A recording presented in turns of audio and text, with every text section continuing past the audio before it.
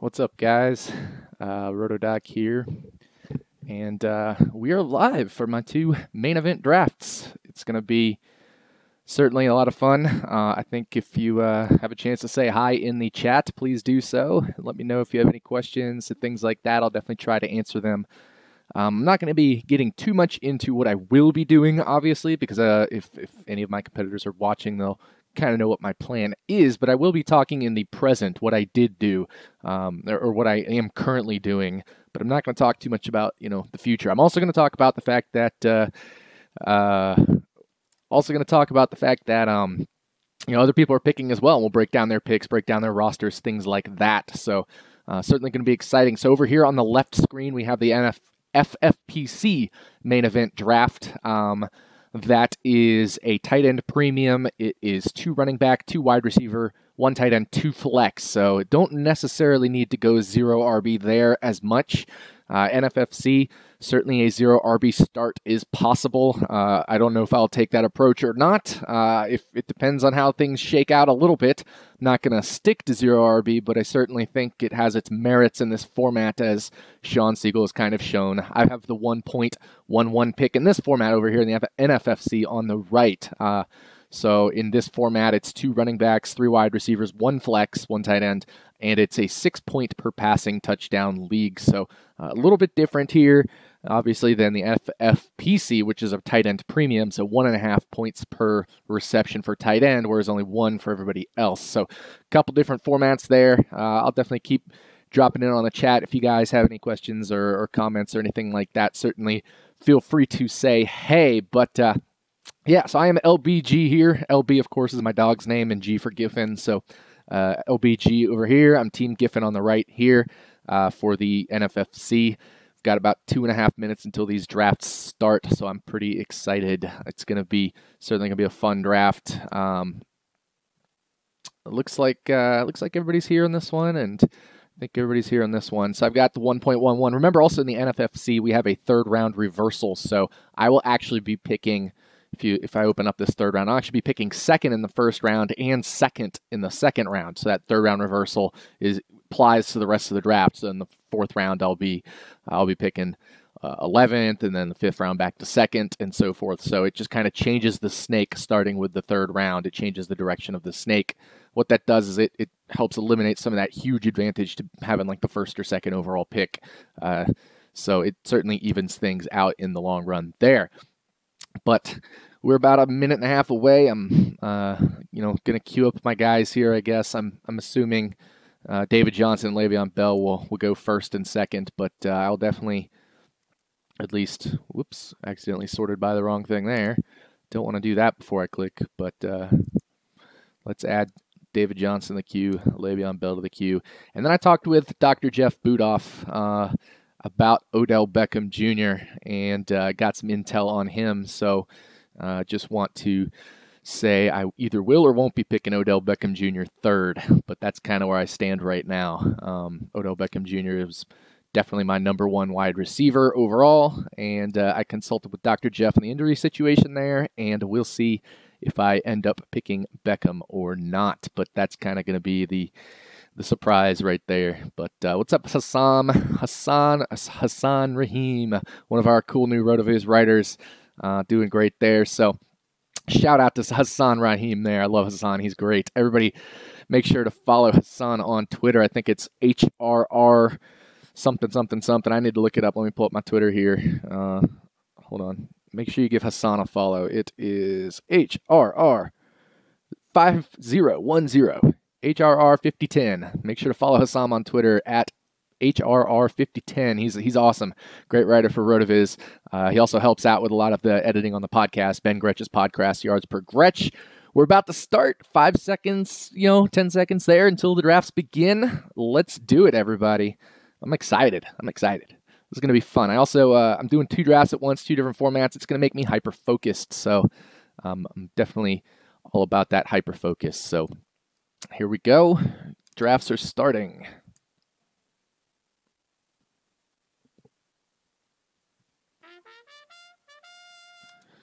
All right, David Johnson was picked 1st in the NFFC. Not a surprise there. Not a surprise at all.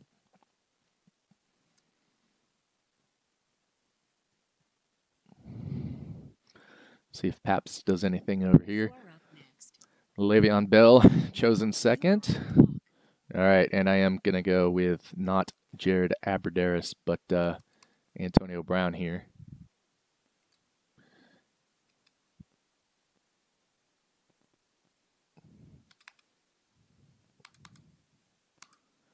There we go. It was taking a while to click up for whatever reason.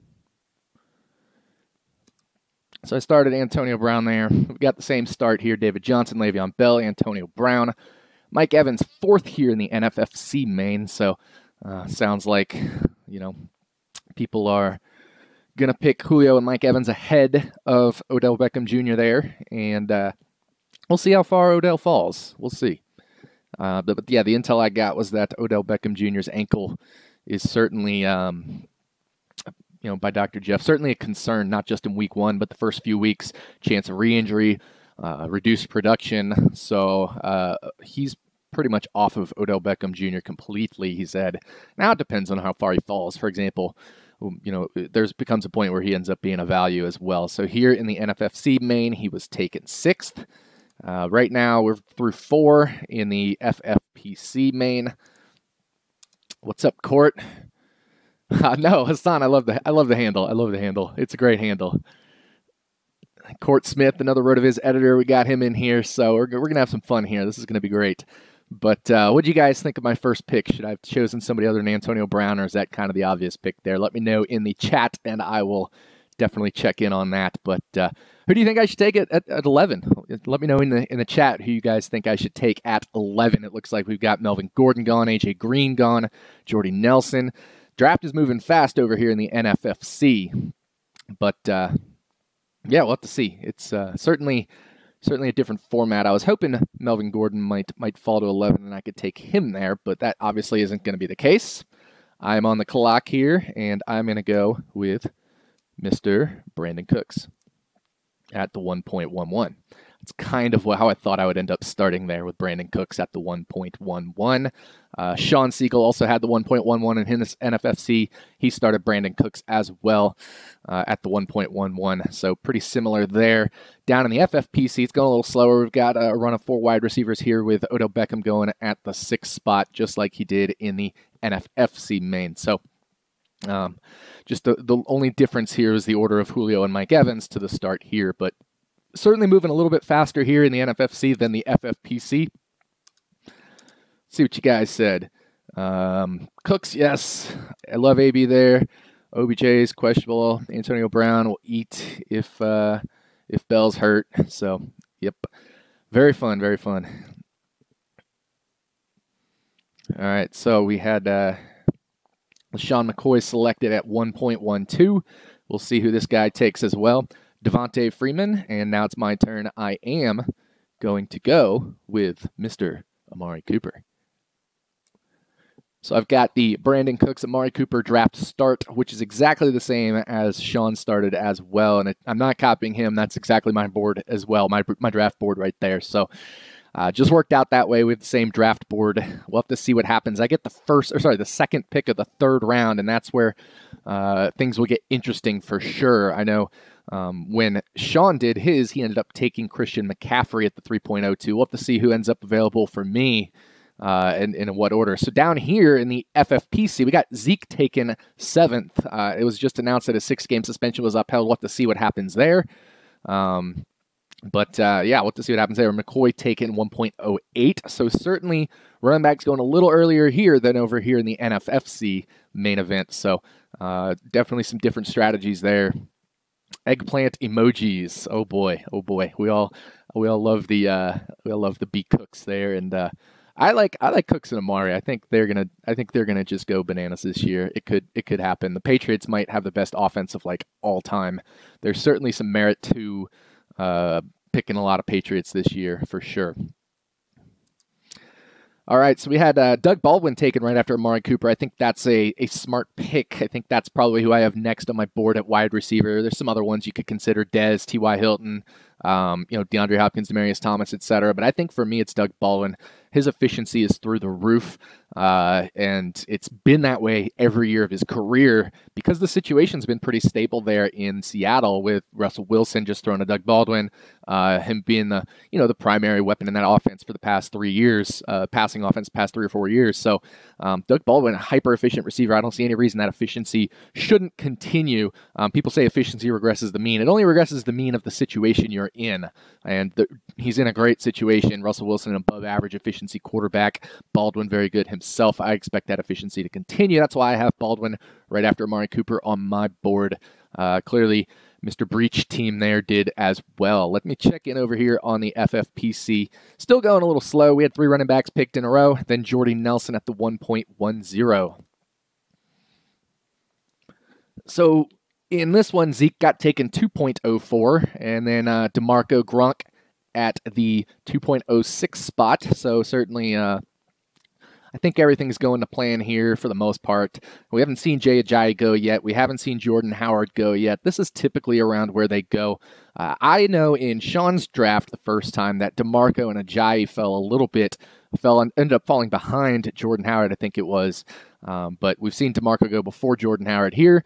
We still haven't seen Jay Ajayi go yet, so we'll just have to wait and see. But yeah, I mean, this is any surprises yet for anybody in either of these drafts? I don't think so. So we got AJ Green and then Amari Cooper at the turn here. So let's see, who is that just made those picks? Poop Slinger. So Mr. Poop Slinger going with 2 wide receivers at the poop turn. But I think I'm going to be rooting for Poop Slinger if I don't root for myself, just because that's such a cool name.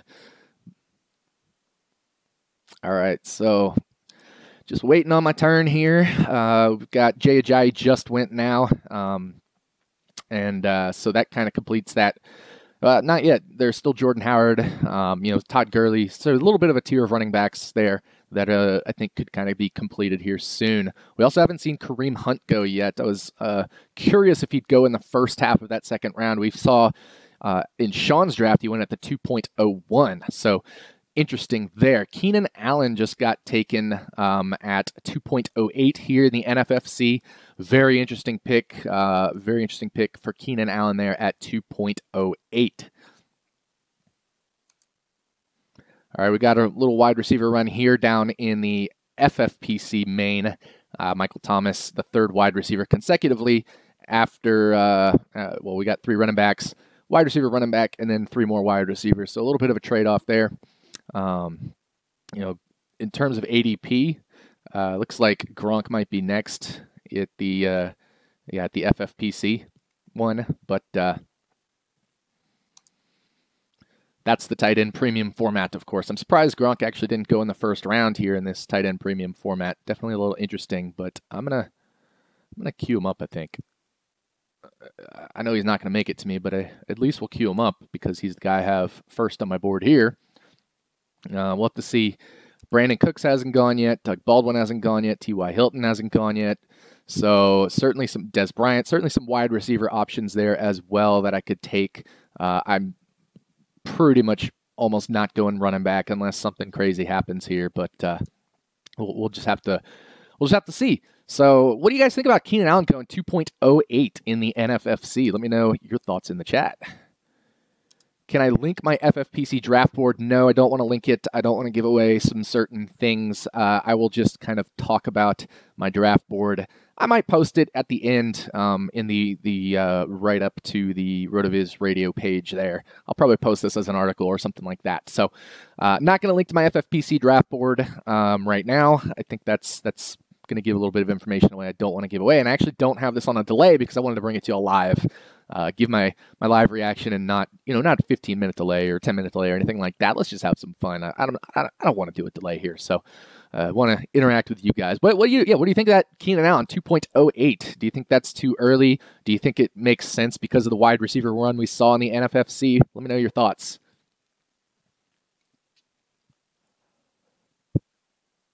All right, Gronk went 2.04 here in this tight end premium format, so certainly I would expect him to have gone much sooner. He didn't end up going, but that is what it is. All right, Des Bryant went at 2.10 here. I was curious if Des would go before or after guys like Keenan Allen, guys like Doug Baldwin. In this one, he went after Jordan Howard, just got drafted at 2.11. So we're 1, 2, 3 picks away from me in the NFFC, and 1, 2, 3, 4 or so picks away from me, 5 picks away from me in the FFPC, now 4. So Jay Ajayi just got taken after Todd Gurley, so a couple running backs went there. We'll have to see what happens here. Jordan Howard. Man, Brandon Cooks might fall to me here as well. That would certainly be interesting. I'm not sure he will, but it certainly is possible, and I don't mind Brandon Cooks in both drafts. I have him pretty high on my board. I have him as my wide receiver. I think it was 6 or something like that. So in PPR formats. So definitely, I'd be interested to see if Brandon Cooks falls that far. I don't think he's going to. I think he's going to get taken right here, maybe in the next pick or two before it comes to me. You are up next. All right, I'm up next here. Kareem Hunt just went. So went at the 2.08, which means Brandon Cooks is still available. And I'm on the clock basically on the next pick in each format. So this is going to be wild. Now you are on the clock. I'm on the clock here. Des Bryant just went, so I am going to take Brandon Cooks. I'm going to try to draft Brandon Cooks. And I'm on the clock here. T.Y. Hilton just went. Over here, I certainly think it makes sense to start, start with a 0 RB, but I don't know if I can let Kareem Hunt go. I'm tempted to take Kareem Hunt. I mean, if I take a wide receiver, who are we taking here? We're taking Hopkins, things like that. So I'm going to take Kareem Hunt at the 3.02 here, if I can find his name. There it is. Draft player. So I took Kareem Hunt, 3.02. I did not start 0 RB in this one. I thought I would, but kind of shake it up a little bit. I'm going to take Kareem Hunt at the 3.02.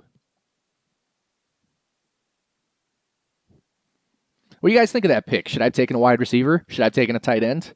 I mean, I guess Kelsey was available there. But what do you guys think? Should I have gone with a wide receiver? Maybe somebody like, DeAndre Hopkins, Terrell Pryor. I guess, that's really the highest ones on the board there. So what do y'all think I should have done? I'm curious what you think. So definitely want to hear your thoughts there. I was hoping Kareem Hunt would fall to me maybe at 2.10 in this one if Brandon Cooks got taken, but Brandon Cooks fell to me. So I like that. I love that start. I mean, an Antonio Brown and Brandon Cooks start is pretty sweet. I really like that for me here in that one. So Now you are on the clock. Christian McCaffrey just got taken. I am definitely taking my boy Keenan Allen here. I love this start. I've got 2 high-volume receivers, Antonio Brown and Keenan Allen, and I've got a high-upside receiver in Brandon Cook. Make big plays. Let me know. I'm going to check the chat here. I'm interested to see what happens. Let's see. Good luck versus Denver week 1. Gillespie app doesn't like Keenan Allen week 1. That's okay. I'm not worried about week 1. It's a season-long thing with Keenan there. Hunt, yep, he went 2.08. He went 3.02 in the FFPC, which, of course, was to me.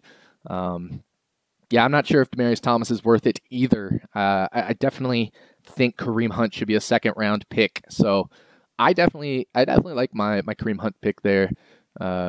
Keenan Allen the way to go at 3.02. I think 2 high-volume receivers, Antonio Brown and Keenan Allen, along with Brandon Cooks. It's just such a great start. And I know you don't have to go 0 RB in FFPC format, but right now I'm on a 3 wide receiver start. So I'm filling that flex a little early. I've already got one of my flex spots filled because remember, it's only 2 wide receivers here and 2 flexes in the FFPC over on the left here. I took Keenan Allen before T.Y. Hilton. I don't mind T.Y. Hilton there as well. I think he has, obviously he's fallen into the 3rd round because of Andrew Luck. There are a lot of concerns there. I know RotoViz, we just had a Slack chat around Andrew Luck, so I don't want to give away any results on that, but not surprised to see T.Y. Hilton at 3.04 because that's about where he's been going lately in these drafts ever since maybe the last 2 or 3 weeks or so when Andrew Luck really didn't seem to be ready for week 1. After I went here with Kareem Hunt, it went Christian McCaffrey, Aaron Rodgers, Dalvin. So Aaron Rodgers at 3.04 in this high stakes main event here. Then we got Dalvin Cook, Devontae Adams, DeAndre Hopkins. Sorry, I'm still digesting a little bit of food or something, but that's what happens when you're live sometimes. You can edit that out in a podcast, but you can't really edit it out live. But anyway, Alshon Jeffrey, I'm going to be picking late in round 4, so we'll have to see what happens there. I'm going to be picking late in round 4 in both of these drafts. We got a little while, so talk to me. What do you guys think in chat? So what, Hassan, what is it that has made you come around to Kareem?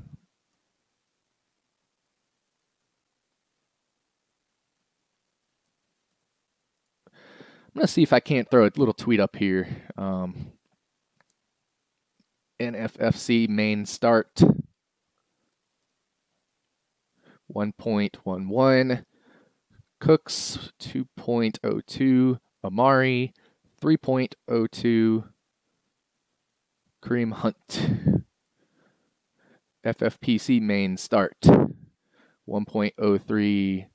Antonio, not Esfandiari, 2.10. Who did I take? Cooks and 3.03. Keenan Allen.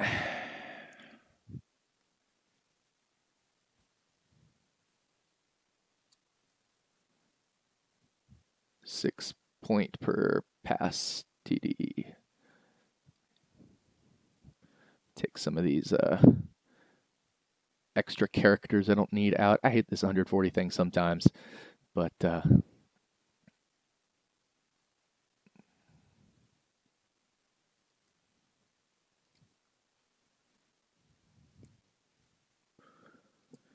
we go. Tweeted it out. Let's see who else is talking.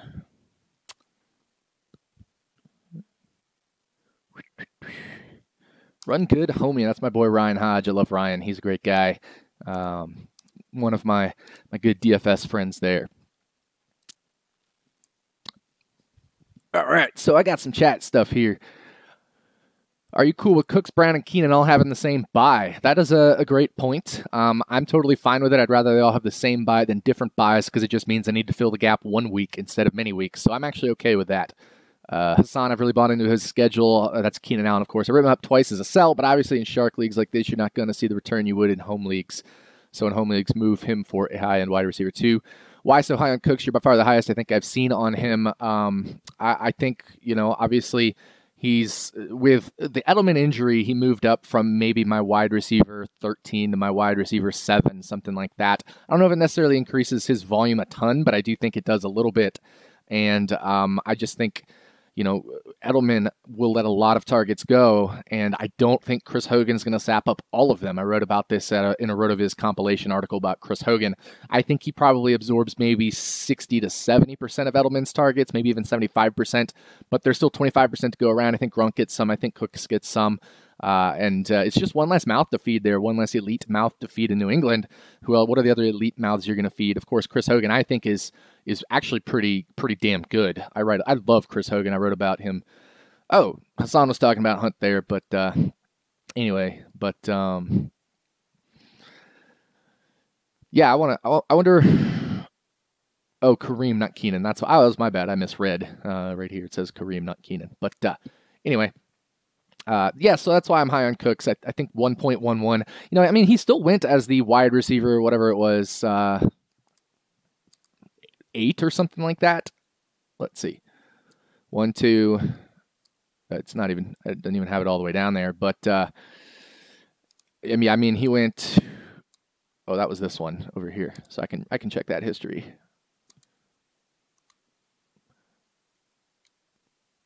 He went wide receiver 1, 2, 3, 4, 5, 6, 7, 8. Wide receiver 8. I think that's pretty fair for him. All right, so we're here in the middle of the 4th round, early 4th round, I should say, in the NFFC. We just watched Alshon go, Tyreek Hill go. Tom Brady finally went at 3.10. So quarterbacks going a little earlier here than they did in Sean's NFFC main.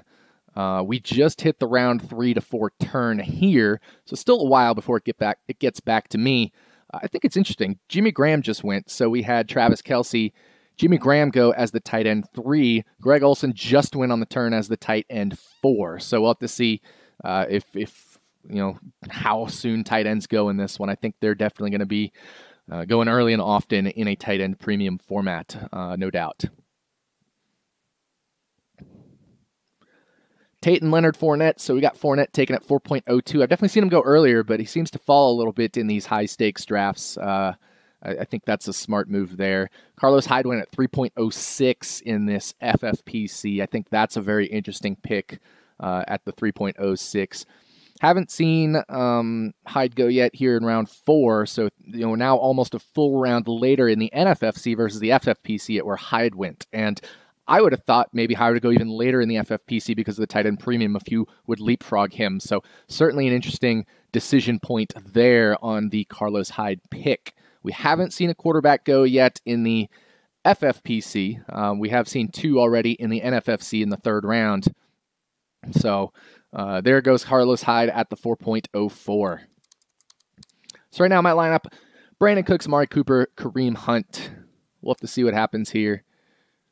Got a couple targets in mind, of course, but we'll see who gets taken when. Alshon Jeffrey just goes at the 4.02. Ty Montgomery just goes 4.05 here to JR Dogs. Let's check the chat here.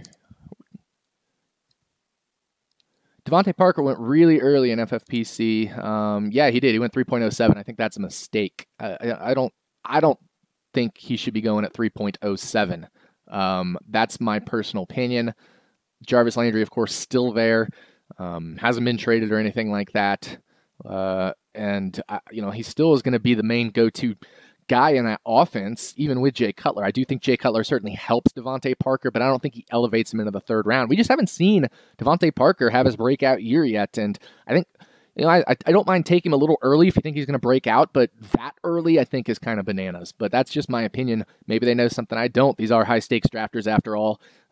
They certainly are a little bit... high-stakes drafters like to get their guy, so I like that. I mean, if that's your guy, go get him. He's just not my guy. Would you be okay with having Cooks and Gronk on the same roster? I don't like it as much as having like Gronk and Brady or Cooks and Brady, because if the Patriots just have like an historic year, I think one or the other stacking with Brady in a tournament format with just a massive first place prize makes a lot of sense. So, I think that's what I like more. I wonder if there's a little bit of not necessarily positive correlation between Gronk and Cooks, whereas there is with Brady and his receivers. Let's see. On the clock at 4.10. I'm going to be up next. We just watched Martavis go. I'm probably going to be going wide receiver here. I need to check which running backs are available. I did see Carlos Hyde go. He was on my short list.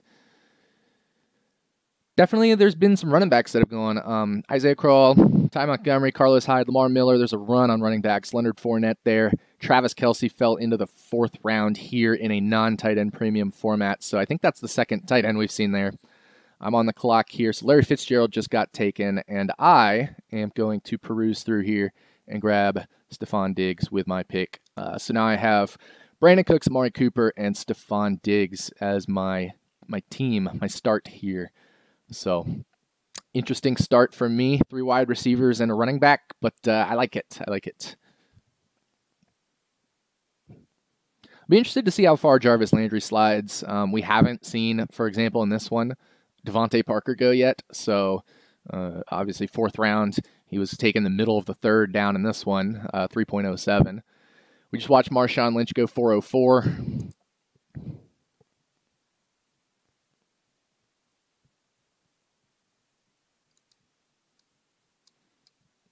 There's going to be 2 picks before mine in the NFFC, and then I'm going to get to go again right around that turn there. So I have to check out some different plays. What do you guys think? Should I go wide receiver in the 5th round? Maybe a tight end?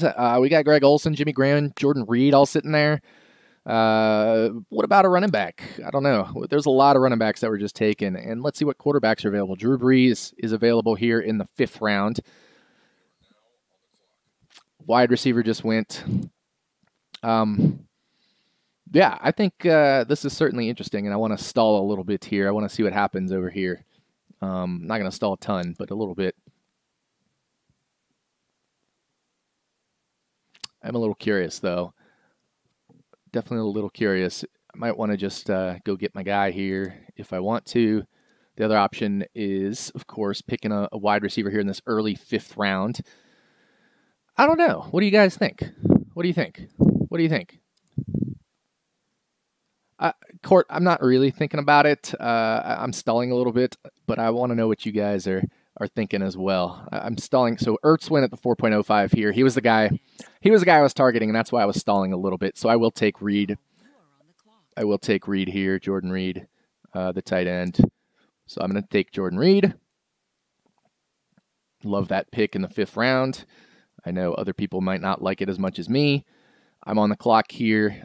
We just watched Zach Ertz go, so I'm going to take Jordan Reed here as well. I'm totally fine with Reed and Reed. So I'm going to take Jordan Reed. And now I've got an interesting start here. So I am hoping for a very healthy Jordan Reed this year, apparently. I was hoping Reed would go before Ertz. I had, in tight end premium, I had Ertz ranked over Reed.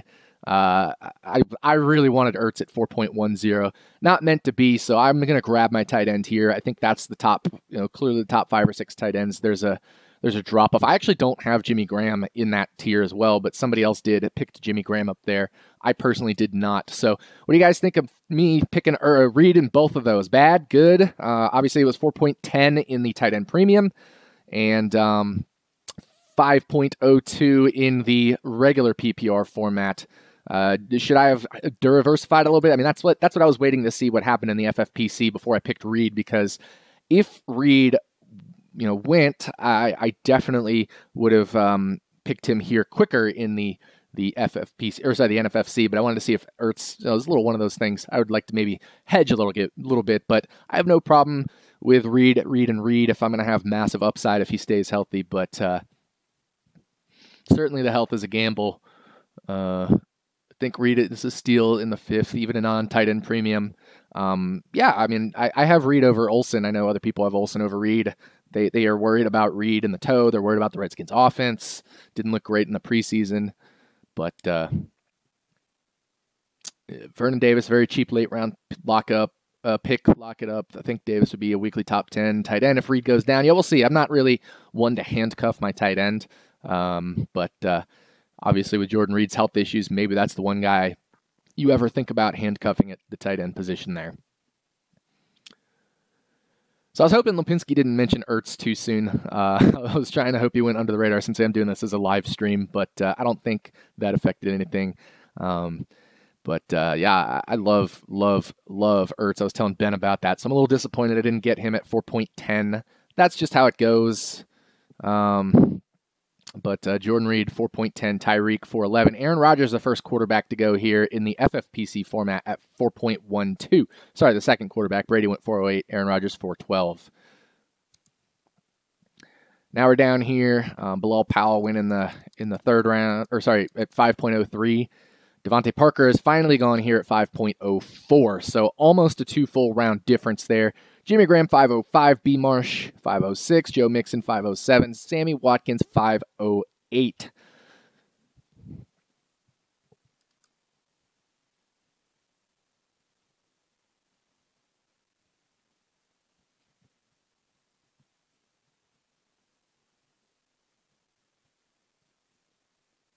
We'll see here. I'm up again in another couple picks. Two more picks on the FFPC main here, and then it'll be my turn. You are up next. Let's see who just got taken. Joe Mixon at the 5.01.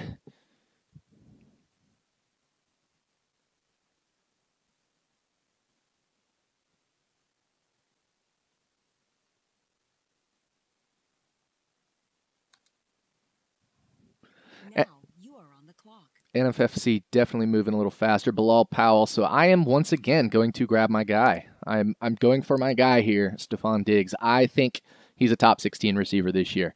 So I'm going to take him. there is a case to be made. Maybe I do 2 tight ends, something like that, but especially with Reed's health. And I think Eifert is very interesting to pair with Reed because both of them are injured, but you probably will get 16 games combined out of them, and they both have massive tight end upside. But I want Stephon Diggs. He is a steal in the 5th round, even in tight end premium formats. I love Stephon Diggs. I'm all about Stephon Diggs this year. What do you guys think? I mean, I have Jordan Reed and Stephon Diggs and Brandon Cooks in both of my lineups. Should I be concerned there, or just get your guys and play it like that? What do you think? Let me know in the chat here. But should I be diversifying, or should I just be picking the guy I think is the best player at each spot? Obviously, with strategy in mind relative to the format of the league. Should I be diversifying? What do you guys think? Let me know. Like I said, I've got Stephon Diggs, Brandon Cooks, and Jordan Reed in both of my teams. Is that a disaster waiting to happen? All right, so we just saw Drew Brees go at the 5.11 here in the NFFC. I was curious where he would go because Sean picked him, I think, at the 5.02 in his NFFC. So obviously Sean and I took a little bit different strategies. At this point, I think he had a tight end and quarterback and 3 wide receivers. I have a tight end and a running back and 3 wide receivers. So a little bit different approach for each of us there. Then we just saw a nice tight end run here. I took Diggs, and it was Rudolph, Eifert, Delaney. I think that makes sense in a 1.5 point per reception league, maybe taking Rudolph over Eifert. I just like Eifert's upside, and that's why I put him over Rudolph in a format where there's $250,000 to first place. I want tight end upside. And I know Kyle Rudolph has it, but if you get a healthy Stephon Diggs, you got Dalvin Cook maybe siphoning some short targets in the red zone, some of those dump offs.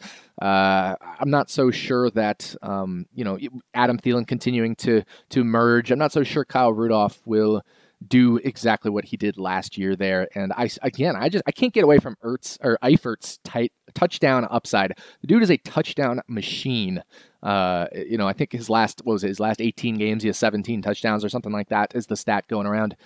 Guy is just an absolute machine, touchdown machine.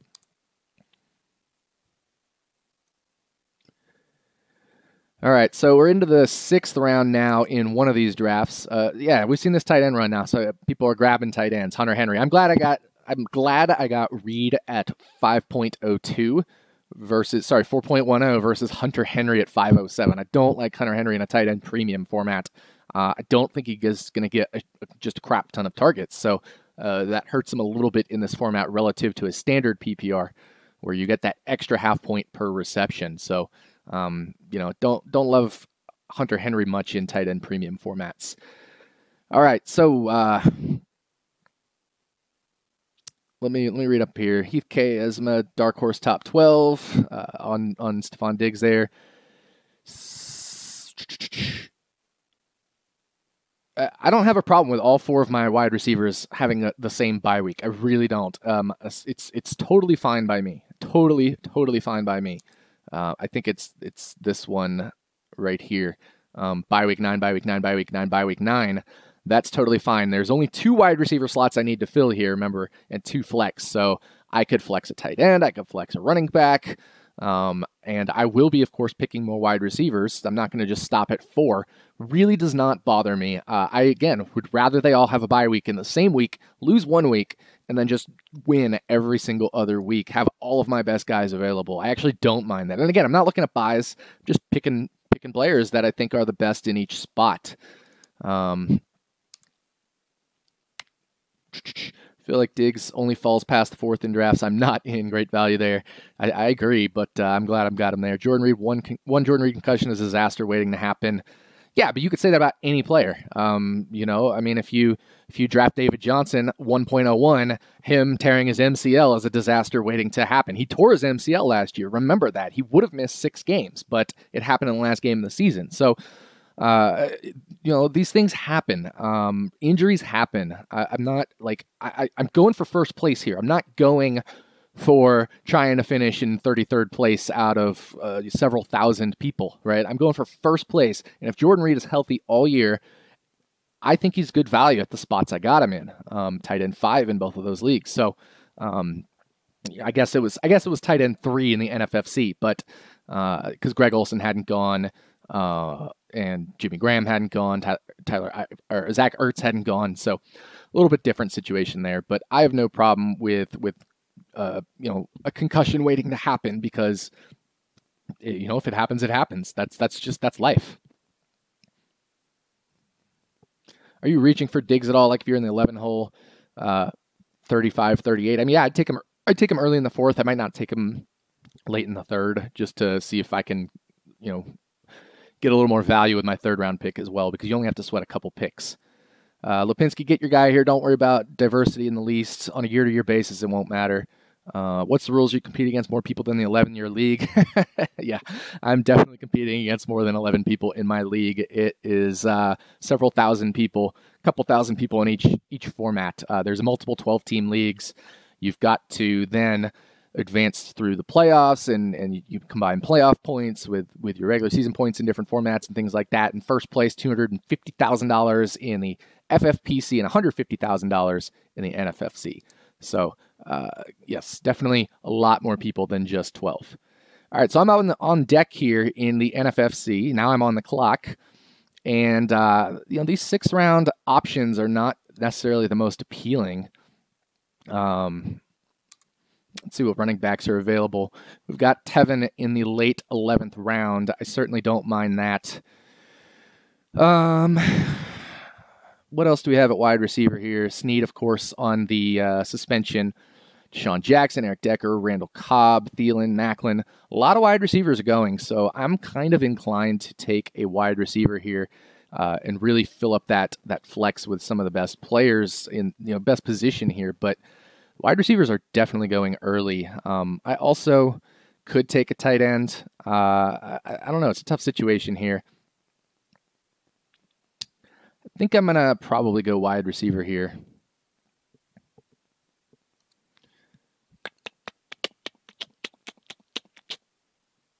All right, I'm going to take Deshaun Jackson. No, I don't love that. I'm going to take Randall Cobb here. I'm going to take Randall Cobb. I have a lot of Randall Cobb this year, and I like him. I would rather maybe have a little bit less of him, but I really, really do think if somehow either Jordy or Devontae Adams or Martellus Bennett has problems there, Cobb could pick up a lot of targets. Excuse me. So Tevin just went. So maybe I could have taken Tevin there. That's definitely an option I could have done. But I really want to grab my wide receivers. I really want to fill that flex. So now I want to not only fill that flex, but I also want to have room to deal with bye weeks and things like that as well. So just kind of a thing I like doing. So 1, 2, 3, 4, 5 wide receivers here. 1, 2, 3, 4. Sorry, 4 wide receivers here. I know I'm going to be taking at least one wide receiver a little bit later. And it is interesting because, my running back that I was going to take, I was hoping Tevin would make it back around. Didn't make it back around. I could take Danny Woodhead. I don't love that move right there. So I think I'm just going to go back to the wide receiver well and take touchdown upside in Eric Decker. I really like touchdown upside. I think some of you would probably have done it a little bit differently. So I'm curious to hear what you guys would have done at this 6.11, 7.02 here. Like I said, I love making sure my wide receiver spots are filled because wide receivers wins the flex on average at this point in the draft in these rounds and things like that. And wide receivers go a lot earlier in the NFFC than they do in other formats. Go look at Sean Siegel's draft.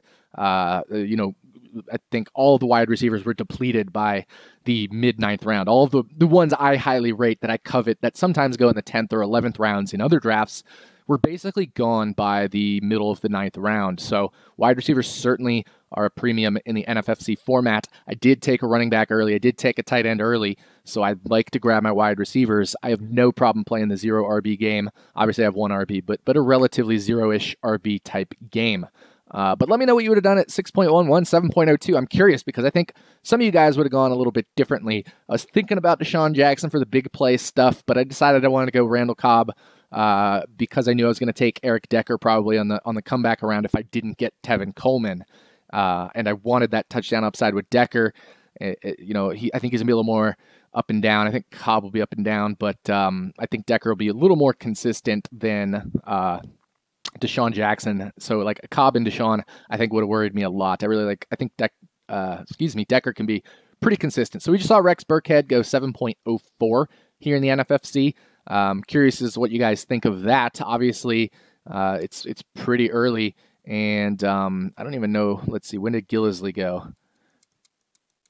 Gillisley went up here at 6.04. So definitely, the New England Patriots backs are being selected a lot earlier in these high stakes drafts. I think Hogan went in the 6th round in Sean's draft, and I think he went in the 6th round here as well. Yes, he did.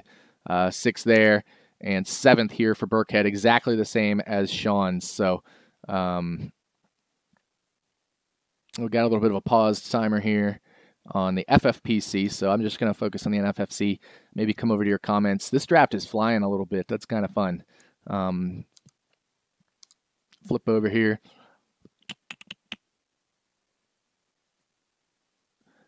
Cobb or Eifert, good pick. All right.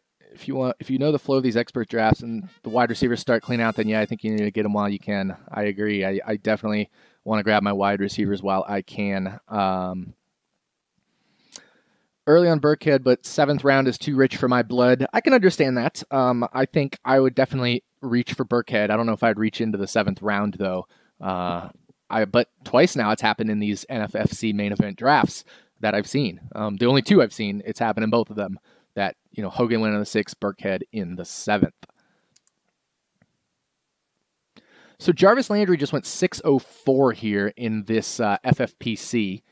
We saw his teammate go 3.07. So I think that's a little bit of an interesting situation there.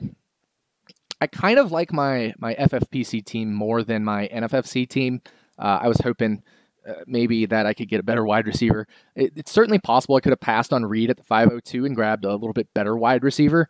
I think if we go back towards that 5th round there's some options available. Hindsight's always 20/20, but I don't hate my Reed pick there at 502.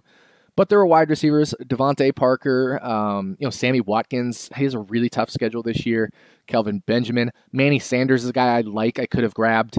I think it's too early to reach for somebody like Pierre Garçon, and he didn't make it back around to me in the 6th, which is what I really would have liked, either Pierre Garçon to fall to me, or I probably would have taken Hogan as well had he fallen there. I do actually have Hogan above Randall Cobb. I really like Chris Hogan. I'm so high on Chris Hogan, and I earlier had said 10th round, but I think given the volume he'll get and his efficiency, and the way the Patriots could be an historic offense, I like him. But there's also the fact that I have Brandon Cooks, so maybe a bit of a negative correlation play there as well. I would have had to think about that one. So I'm up next here in this FFPC. We just watched Pierre Garçon go. It's going to be pretty hard for me to pass on Drew Brees here and just kind of play the one quarterback game. But I also know Manny Sanders right here will help me complete that 0 RB,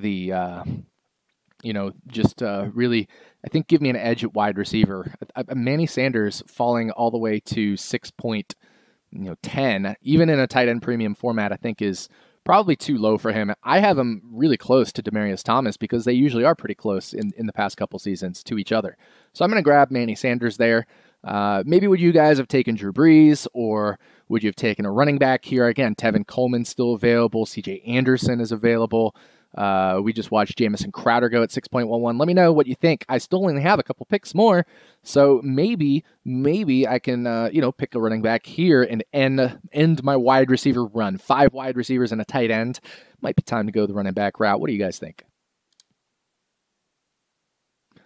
Peterson at 6.03. I don't really like that. I don't think he has a ton of upside. I think he's not going to get passing work in a PPR format. He's going to get goal line work, but he's not going to get all the work between the 20s as well. So I'm not a fan of AP at 6.03.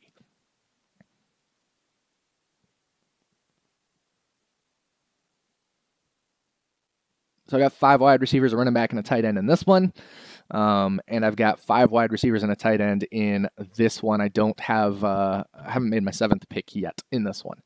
In the FFPC over on the left here. That's the tight end premium format for those of you guys who are just tuning in at this point.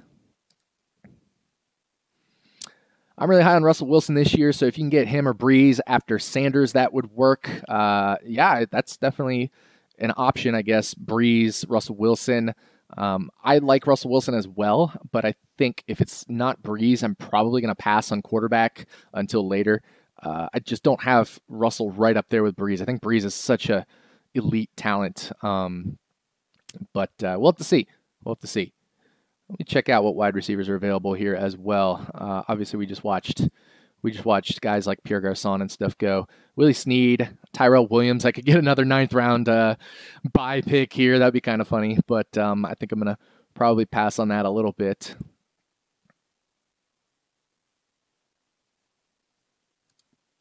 Flip over here. Kirk Cousins just went 801. So quarterback's starting to make a little bit of a, not a run, but a couple quarterbacks have been taken here. Derek Carr we saw go in the 7th round. I'm not a huge fan of that pick, but that's just my personal opinion. I like Derek Carr, good quarterback. I just don't think he has monstrous league-winning upside. And if that's the case, then I'm just going to wait on my quarterback a little bit further.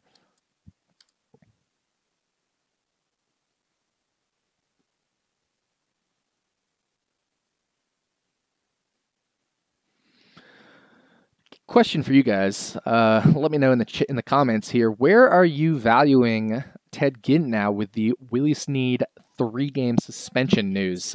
Ted Ginn was going in the 11th, 12th round approximately in 12-team regular PPR formats. Where are you valuing Ted Ginn now? So we just watched Eric Decker go at the 701. Corey Coleman at the 702. I will definitely take Tevin Coleman here. I could take Drew Brees as well. God, it's tough. Maybe I do take Drew Brees and just really, really punt running back. It's tempting. It is awfully tempting to take Drew Brees here. What do you guys think? Brees or Coleman? Let me know. I got about a minute to decide, so I can waste this a little bit. Let me see what you guys think. Brees or Coleman?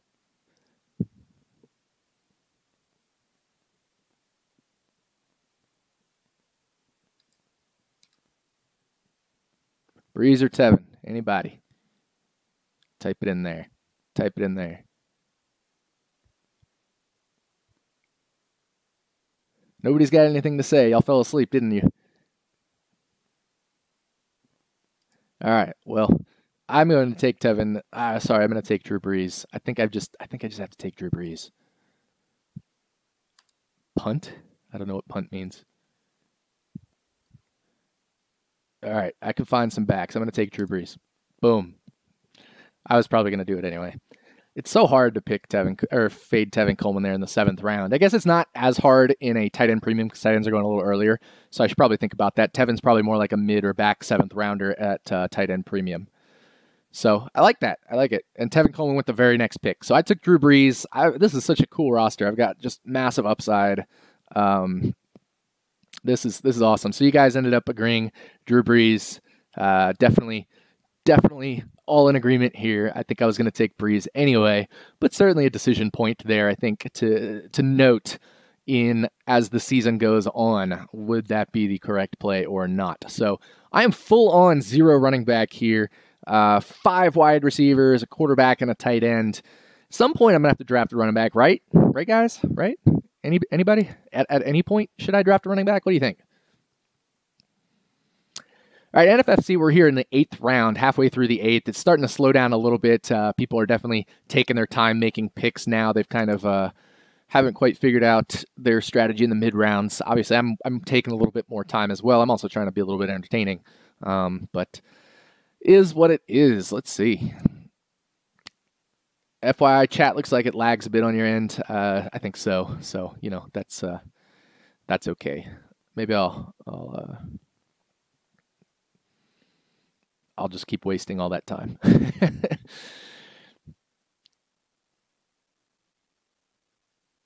All right. No, I'm not on a delay. I mean, I guess there's a delay just in the streaming and all that, but I didn't set it up for a delay. It's probably just like a 30-second delay or something like that in terms of just like natural uploading and buffering and all that computer crap I don't understand, but good point there. Corey Coleman just went in 809 versus here we just watched him go at 702. So Corey Coleman, a guy I think that is definitely dividing people's opinions and things like that. So running backs here are kind of gross, but I might have to take one. I'm coming up on a turn here. I don't love any of these running backs, to be honest. All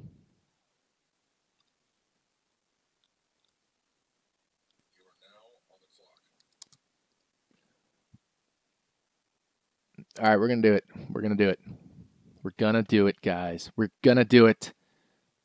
We're going to do it. I like him better than all these names right here. You know who that is. Oh, I can't really pass on Marvin Jones, can I? We're going to do it. There it is. It has been done. You guys know what that is. You know what it is. You know what it is.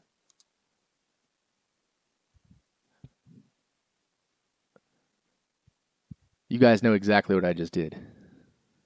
That's right. That's right. I'm waiting until somebody says it in chat on this 30-second delay.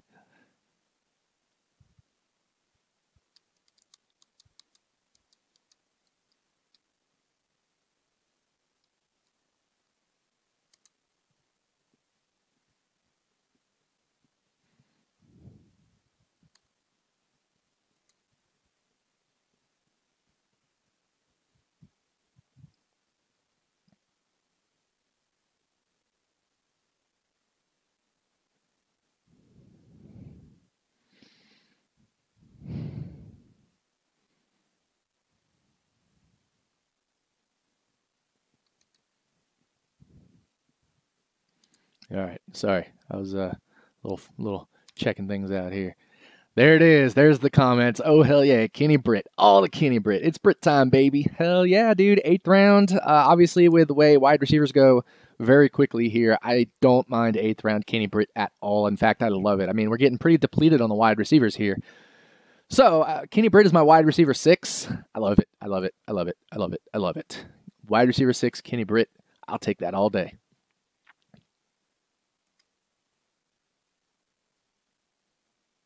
It's gonna be a while before I pick in the NFFC, or sorry, the FFPC, because I'm back in the back half of the 8th round. I'm pretty happy with that Drew Brees pick there. Drew Brees is not a prick, just for posterity.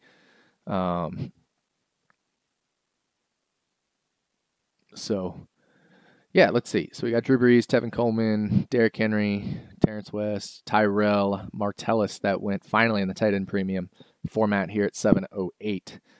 And then Theo Riddick, 709.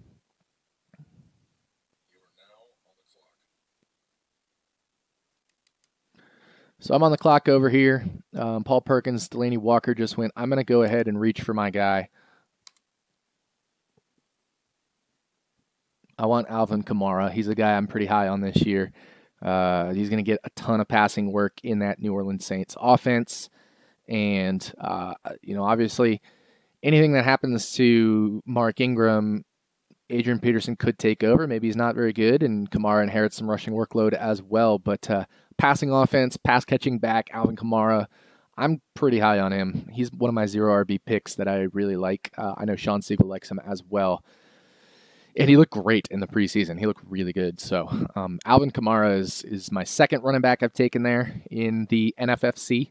And I'm very happy with that pick. I do not mind that in the 9th round. That's one of my reaches that I certainly don't mind making, especially now that all of these wide receivers are gone. I mean, who am I going to play? Frank effing Gore?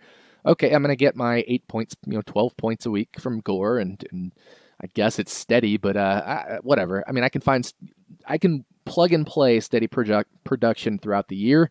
I think, in different games, different situations. We've also mentioned Kamara's playoff schedule is the same as Drew Brees's, of course, so 2 games in the Dome at Atlanta, or obviously in their Dome, and then back at Atlanta. Those both should be maybe some pretty high-scoring games there, which we like. We like shootouts that could get Kamara some work. So I'm good with playoff schedule there as well. I just need to make the playoffs. Obviously, to do that, I need to have some running backs, so we'll see what happens at the running back position. There's obviously always the chance in the world I could have taken a couple more running backs earlier, but it wouldn't have strengthened my wide receiver position. I know Sean likes to try to get 6 top 15 wide receivers. I don't think I did that here in the NFFC. I don't think I got 6 top 16 wide receivers. I got 1, 2, 3, And then I think there's a chance one of these guys could pop into the top 16 by the end of the year. So maybe 4. We'll call it like 3.5, 4. But that's because I ended up taking Kareem Hunt in the 3rd round, and I ended up taking Stephon Diggs Jordan Reed in the 5th round. So I filled my tight end earlier. That's a thing I like doing because the tight end drop off is pretty quick, and if Jordan Reed stays healthy, of course he's going to be a league winner, maybe even a massive championship winner. So that was the decision I made there. If we come over here, Willie Snead, Deshaun Jackson, Jeremy Maclin, they're all available in the 8th round, whereas they were gone here in the 6th round, 7th round, things like that, and they're all available still in the 8th. So certainly they go a lot earlier in the NFFC. People know pick your wide receivers early in the NFFC, which really goes to show why Sean was so on top of the ball early on in 2013 when he won the NFFC main event. And he also, I think, took 2nd. So, of course, Sean Siegel at RotoViz, one of the brilliant minds that we have there at RotoViz, along with many of our guys here that we're talking. So let me take a look. We're going to need a Leroy Jenkins equivalent for Kenny Britt. All the Kenny Britt and Paul Menard. I love it. Mariota and your NFFC would be nice. Never mind. On the Mariota, he went. Didn't see that. That's okay. I like grabbing my running backs. The NFFC is interesting. The quarterbacks certainly went a little bit later. Really around round 9 or 10 is when people started taking quarterbacks. We're just getting to that stage now. And there's still plenty of quarterbacks. I mean, Jameis hasn't gone. Cam, Ben, Dak, Stafford, Manning, Dalton. There are tons of quarterbacks still available. So I'm not worried about taking quarterback there in the first 8 or 9 rounds in this one. Obviously, I missed the elite tier, the top 3 quarterbacks. And if that happens, I usually like to just kind of wait out the quarterback position because I have the top 3 higher than others. So I'll end up waiting on the quarterback position. For example, here we've seen Cam go 801. Over here, we're in the the 9th round, 909, and Cam still hasn't gone. So definitely a difference in drafting strategies in each of these different formats. It's interesting though because this is 6 points per touchdown, but -2 for an interception. So maybe that pushes quarterback sooner, but apparently not. Just an interesting dynamic there. So we got a little while until we pick. Maybe I'll check out the draft board. Where's the draft board? I need to go back to the FFPC MY FFPC part and check out the draft board there. Let's go do that. Let's go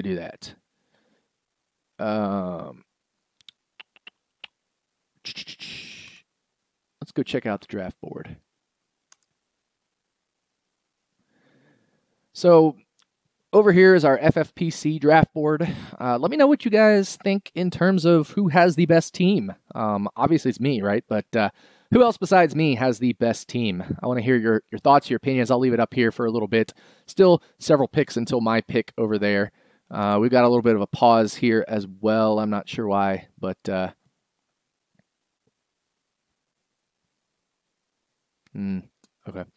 So yeah, which team is your favorite over here so far in the FFPC besides mine? Let me know in the comments. I'll leave it, as I said, I'll leave it up there. We've got one team that's taken 3 tight ends. We've got one team that's taken, 2 teams that have taken no tight ends at this point in the draft.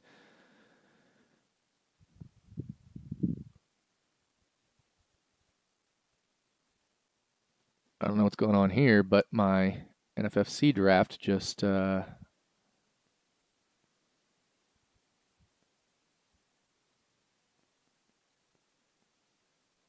All right, looks like we're back there. Sorry about that.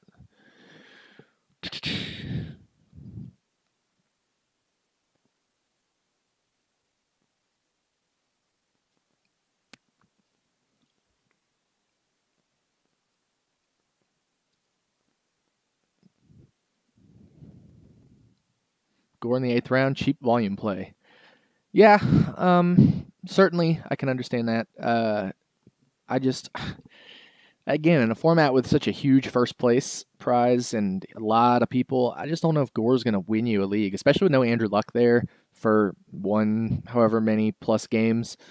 It definitely devalues Gore a little bit. So, probably fewer touchdowns that offense gets with Tolzien or whatever his name is at the helm than with Andrew Luck there.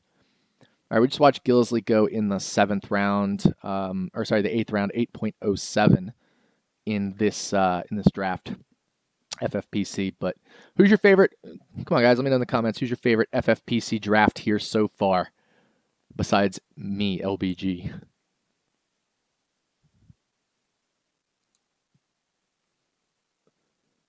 We're just about to enter into the 10th round here, so got a ways to go on that.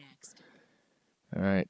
So I'm up next in this FFPC. Looks like somebody just got picked. Now you are on the clock. I'm on the clock. So we just watched a wide receiver run, mini wide receiver run go there. And then let me check the wide receivers. We got Snead, Cobb, Marvin. Still a lot of good wide receivers. I'm going to check out the running backs, of course. Perkins, McFadden. That's some early volume I could get there. I don't have a running back yet. So, yeah, maybe I take Darren McFadden. It's certainly a risky proposition, I guess, but it's an understandable play if Zeke were to miss some time. He'll get me those early week points. The other option is I could take another wide receiver. There's plenty of them, though, so I don't think I need to go wide receiver at this point in time. I'm probably going to go running back, and I want to go running back with on a good offense, a good team. And that has a chance to get a lot of points early on. And so I think Darren McFadden's that guy for me. I know he's probably only going to get 6 games worth, but if I play my 0 RB right, then I will have a chance to have some other running backs do something later on in the draft. And it was probably a little early for McFadden there, but at this point, what other backs am I going to take? I guess there's a couple I could take, but yeah, we'll just have to kind of wait and see on that.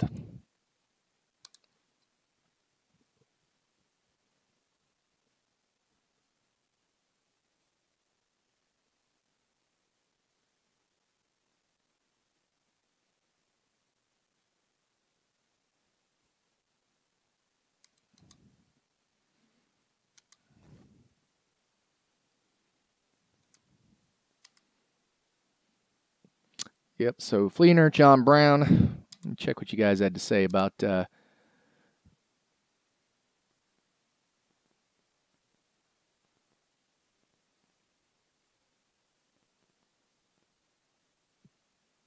J. Stu Procise, Jamal Charles, Jaquiz. Yeah, a lot of running backs there.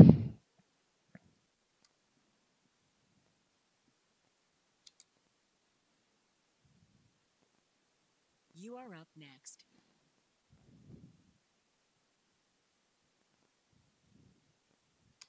Up next here. So Marvin just went 901. How many wide receivers do I have here? 1, 2, 3, 4, 5. You are on the clock. Time to get that 6th wide receiver, don't you think, guys? What do you think? Time to grab that 6th wide receiver? God, there's so many good ones still, though. I honestly don't think I need that 6th wide receiver yet if I can do this.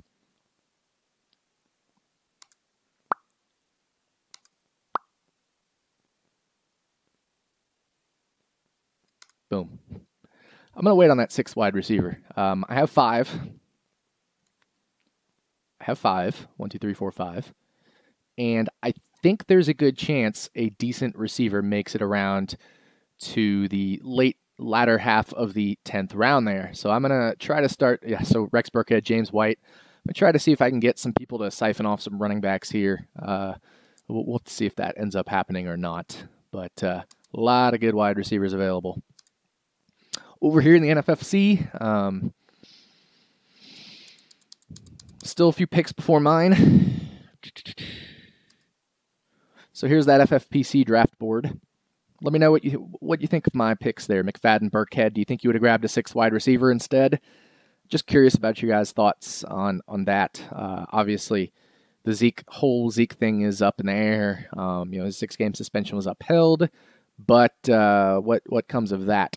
Where did McFadden go in the NFFC? I need to check. Where he went here, but I think he went pretty early. Round 8.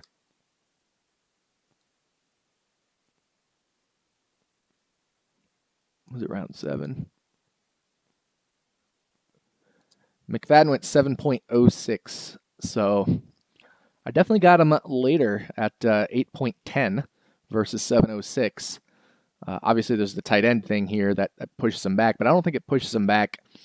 Let's see, 12, 13, 14, 15, 16 spots. I mean, there's not 16 extra tight ends going in front of him. So definitely got value on McFadden here relative to here, the NFFC. So what would you guys have done at this 8-9 kind of turn here where I snaked back with McFadden and Rex Burkhead?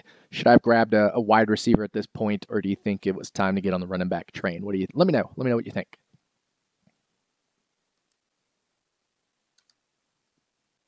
Curious what wide receivers are still up here. We got Perriman, Doxson, Ginn, Shepard, Woods, Taylor Gabriel, not Jordy Nelson, J.J. Nelson. So some later running back or wide receivers there.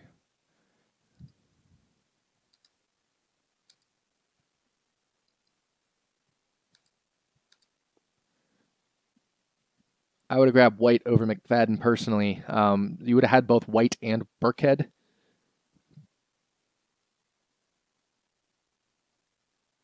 Just curious about that because I was hoping to get Burkhead there back on the turn. I mean, I could have taken White and then hoped McFadden was still there, but then it just feels wrong to take both White and Burkhead. I'm not huge on guys that are only receptions that don't have a path to a lot of rushing work as well. I like guys more like Duke, or Tevin Coleman, who have a big path to some rushing workload as well in the event of an injury. Rex Burkhead, I think, has touchdown upside, which is kind of like PPR receiving upside in terms of like James White, Rex Burkhead. I think they both have similar like PPR value, but then Burkhead absorbs more value than James White does in the event of a what's his name injury, whatever the hell his name is, Gillislee injury. Whereas James White doesn't really absorb more work in the event of a Dion Lewis injury because he's ahead of Dion Lewis anyway, so we think. So I like Burkhead more than James White. And I know Darren McFadden's going to give me guaranteed work for the first 6 weeks if this whole Zeke thing plays out like it does. That gives me time to find another running back breakout, in those first 6 weeks. Because I know McFadden will be a guy I can start, not every week, but probably most weeks in one of those running back spots because certainly he's got a good offensive line there. So I'm on deck here, and we'll have to see what happens with Breach, but I am on the clock. So let's see what some running backs. Thomas Rawls got taken. He was just named the starter. Jamal Williams, Rob Kelly. So it's that late round running back starting type value. There's LeGarrette Blount, Forte. Just to kind of get into the dregs here of the running back position. But I'm gonna make some interesting picks, I think, coming up here at the running back position. So I've got my 6 wide receivers. We got a tight end. Don't have a quarterback yet. Let me check out the quarterback situation here. Still plenty of them. I don't want to wait too long, but I think I'm going to take a running back here. I know you like White, but I've got a Kamara. I'm actually going to go with Matt Forte here. I think that's probably going to end up being my pick. I know Sean Siegel's high on him. If anything happens to Bilal Powell, Forte will grab all of that workload. I definitely like Forte as the pick here.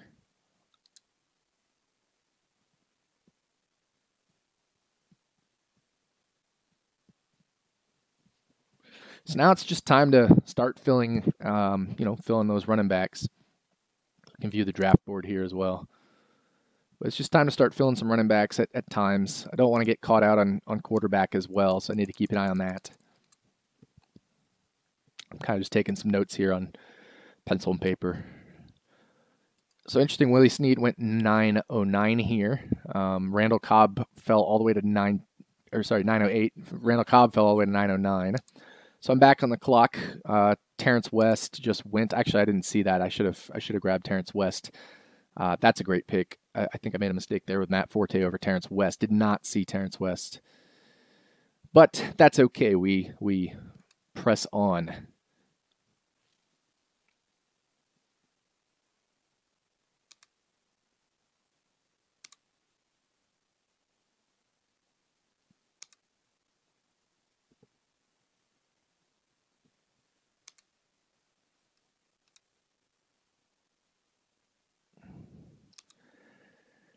Procise is interesting. I still like him. There's injury concerns, there's depth chart concerns, but I think he's the target back here in this offense. So I'm going to draft CJ Procise. It's tempting to grab somebody else as well. It's really tempting. Fuck it. I'm going to do it. Yep, the old guard there on the turn, Matt Forte and Jamal Charles. But JC looked good in his time there, and you never know come late season what will happen at the running back position. I just want some guys that I think have huge upside. And, Matt Forte was an elite back at one point. Jamal Charles was an elite back at one point. If one of those two breaks out, I'm going to be in an interesting situation there. Obviously, I'd love to have another wide receiver, but I'm not so sure at this point if that's feasible given the fact that I need to take some stabs at some running backs here. And wide receivers went so early. So I've got 6 wide receivers. 3 wide receivers and a flex, so certainly I don't have to start 4 wide receivers every week. So that lets me maybe not have to grab a 7th wide receiver so early.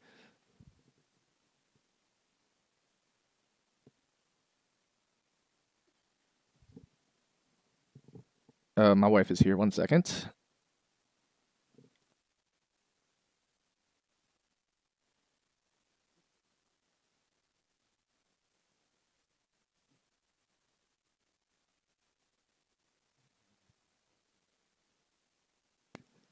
Cool. Sorry about that. Wife just had to check in on something. But yeah, I think people probably would do things a little differently than I've done them. Obviously, we saw James White, Darren Sproles go there. People like those pass-catching backs. I like them too, I guess, but I just like guys that also can absorb some of that rushing workload. And I don't think Darren Sproles does that. I don't think James White does that in the event of injuries. Somebody who could might be a Jamal Charles. Somebody who could, of course, is Matt Forte. Matt Forte could play any of those downs. He's both very good pass catching, and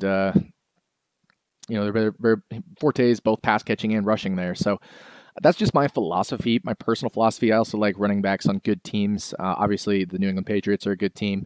Philly, of course, is going to be a good team, or not necessarily a good team, but they're probably not going to be a bad team. I think there's going to be some improvement there in Philadelphia versus last year. So those are okay picks as well. I don't mind them. I mean, this is the range where you just kind of start picking your guys at this point. And my guys, I think I have a different philosophy with zero running back than other people. I don't like the Shane Vereen's. I don't like the Chris Thompsons. They don't have any extra work other than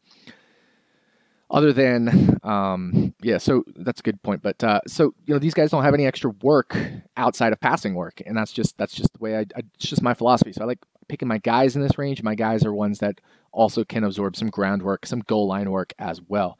Andy 8403, not a big fan of West with Woodhead in town. Obviously, there's the lack of passing game work for West, but he is still the starting back there, air quotes, starting back, there in Baltimore. Maybe he was a better pick than Matt Forte, maybe not. I guess it's debatable, certainly, but I think maybe I would have taken Terrence West over Matt Forte had I had the chance to do it again. It's hard to pass up guaranteed workload in the latter half of the 10th round, and I guess Matt Forte will get some workload as well, but Terrence West, the obvious lead ground back there in Baltimore, so certainly tough to pass it up that late in the 10th, but I understand it. He's not the pass catching back there, and obviously Danny Woodhead will get some red zone usage as well. That if he gets used similarly to how he was used for the San Diego Chargers.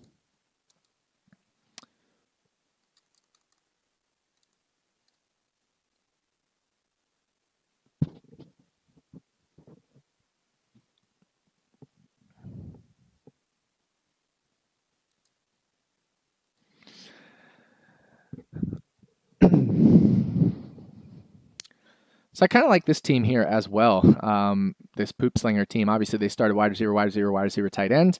Then they grabbed 3 backs that I think have interesting workloads. Amir Abdullah I like, and I was taken at the last pick of the 5th round. So right there at the 5-6 turn, Amir Abdullah, Doug Martin. Doug Martin, of course, when he comes back, he could be a top 3 or 4 round back. I think that's a guy who could go as high as the fourth or third round in most normal years if he wasn't suspended. There weren't questions about the committee there. So Doug Martin, interesting. And then Duke Johnson, I love. So I'm a little bummed I didn't have a chance to grab Duke Johnson or Tevin Coleman. But I had some interesting decision points. I mean, it was really hard to pass up Drew Brees in the 7th instead of Tevin Coleman. So that forced me to go running back at 8-9. And I only have 5 receivers here. I have, again, they're doing a refresh here. I have 6 receivers there. But it's not as critical to go 0 RB, or to go, 0 RB in this one. Even though I did, it's not as critical, which means I also don't need to go as deep in wide receiver necessarily.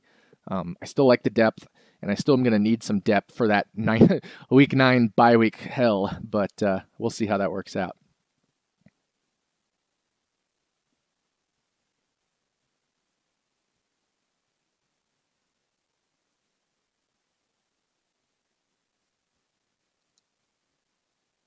You are up next.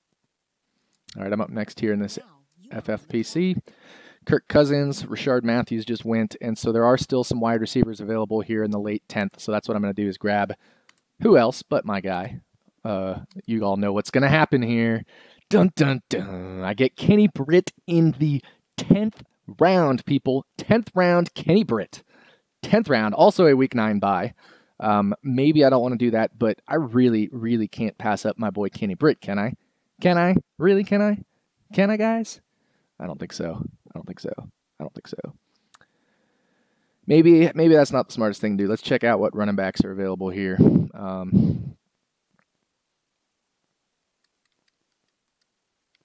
Yeah.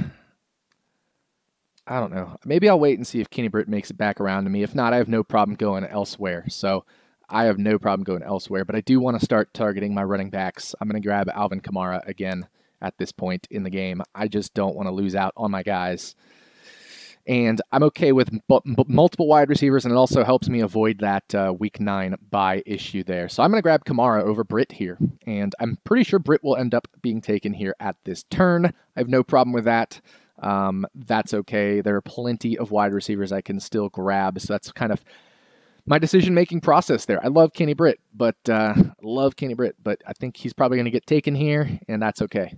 Can't always get my guy Kenny Britt, but it is what it is.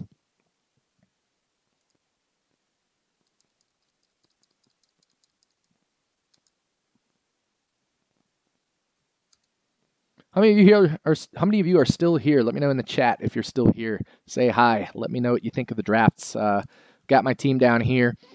Brandon Cooks, Amari Cooper, Kareem Hunt, Stephon Diggs, Jordan Reed, Randall Cobb, Eric Decker, Kenny Britt. So that gives me 6 wide receivers over here.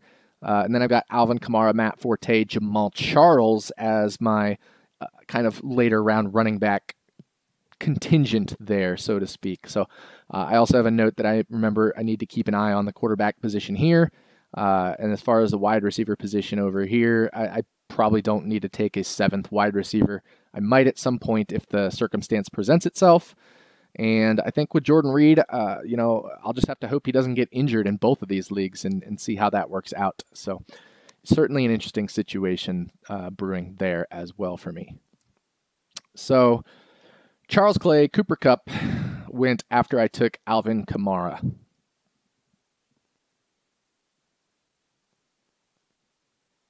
You are up next. Says I'm up next. So Ted Ginn went 11:01. Now, you are on the clock. And Robbie Anderson went. So I still get Kenny Britt. And I could take Mike Wallace as well to avoid this bye week issue. That's kind of the internal debate I'm having here. But there are some things that concern me with Joe Flacco. And so I am rating Kenny Britt much higher than Mike Wallace because of the Joe Flacco issues. I can still grab another wide receiver later. And I don't have to grab another quarterback. Don't have to grab another tight end. I have 3 running backs at this point. So I am going to take Kenny Britt here. I grabbed Kenny Britt in the 11th round. You can't really complain about that, can you?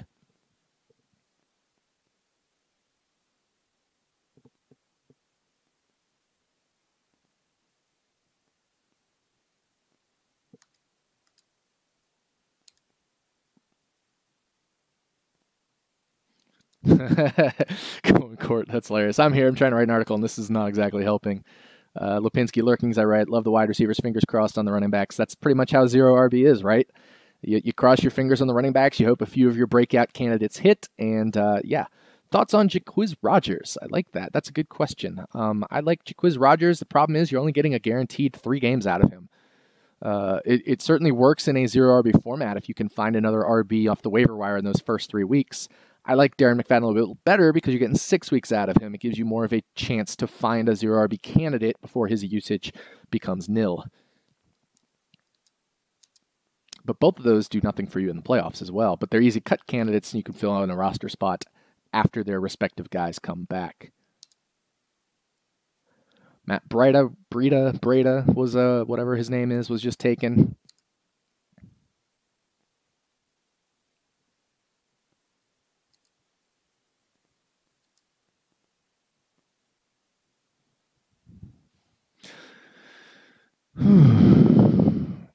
What do you guys think? You can't really complain about Kenny Britt at 11:03, can you?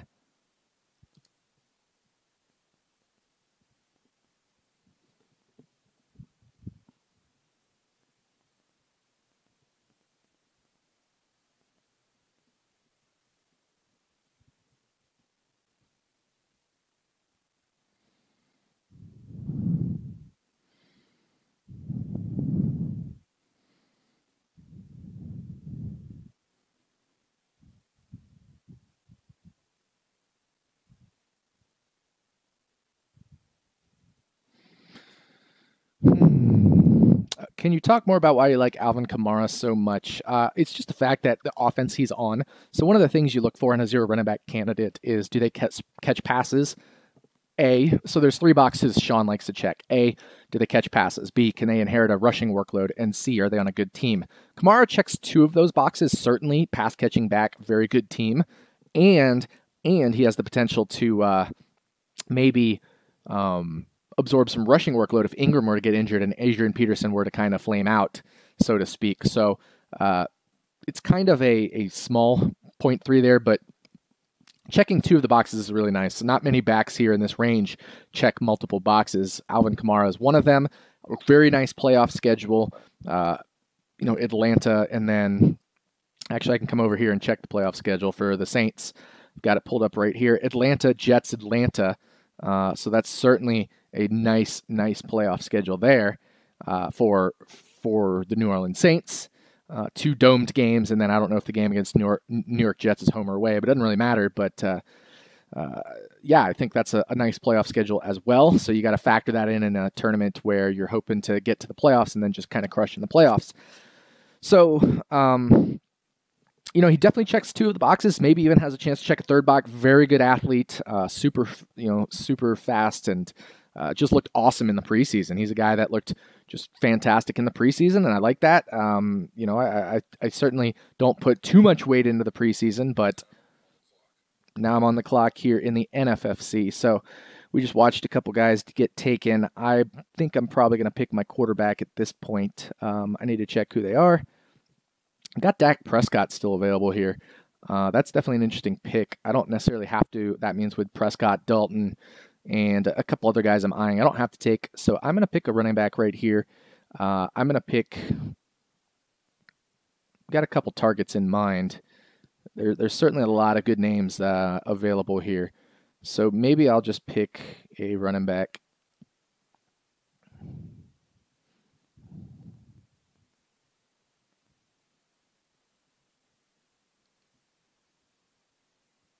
I'm going to grab Jonathan Stewart here. Again, could get goal line work, has the ability to inherit some rushing work should anything happen to McCaffrey on an offense that can move the ball. So it checks a couple of my boxes as well.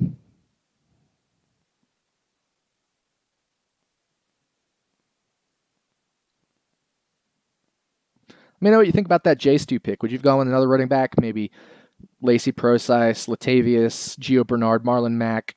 Obviously the Jay Williamses here are not great plays anymore. Charles Sims, Kenneth Dixon's injured. Dante Foreman, Dion Lewis, Jalen Richard on the clock once again. So round 13 of 20 here. I'm going to continue actually taking running backs. I think I'm just at this point going to have to stream quarterbacks because I really want Dante Foreman. So now I've got a lot of running back bullets. I think I've certainly crafted a roster that has some running back upside.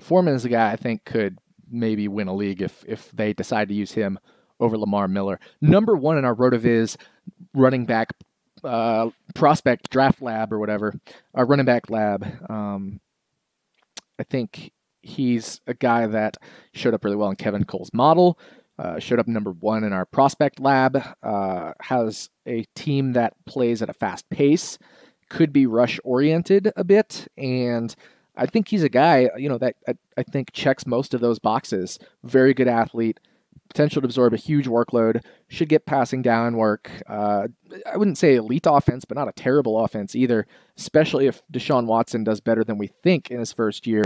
That offense could move the ball a little bit. So I definitely like Foreman here as a zero RB candidate. The big question is, when will I ever take a quarterback? I'm going to be obviously streaming quarterback, I think, throughout this season, but that's okay. I've got one league where I'm, on Drew Brees, and one league where I'm going to stream quarterback, and hopefully one of these two approaches works.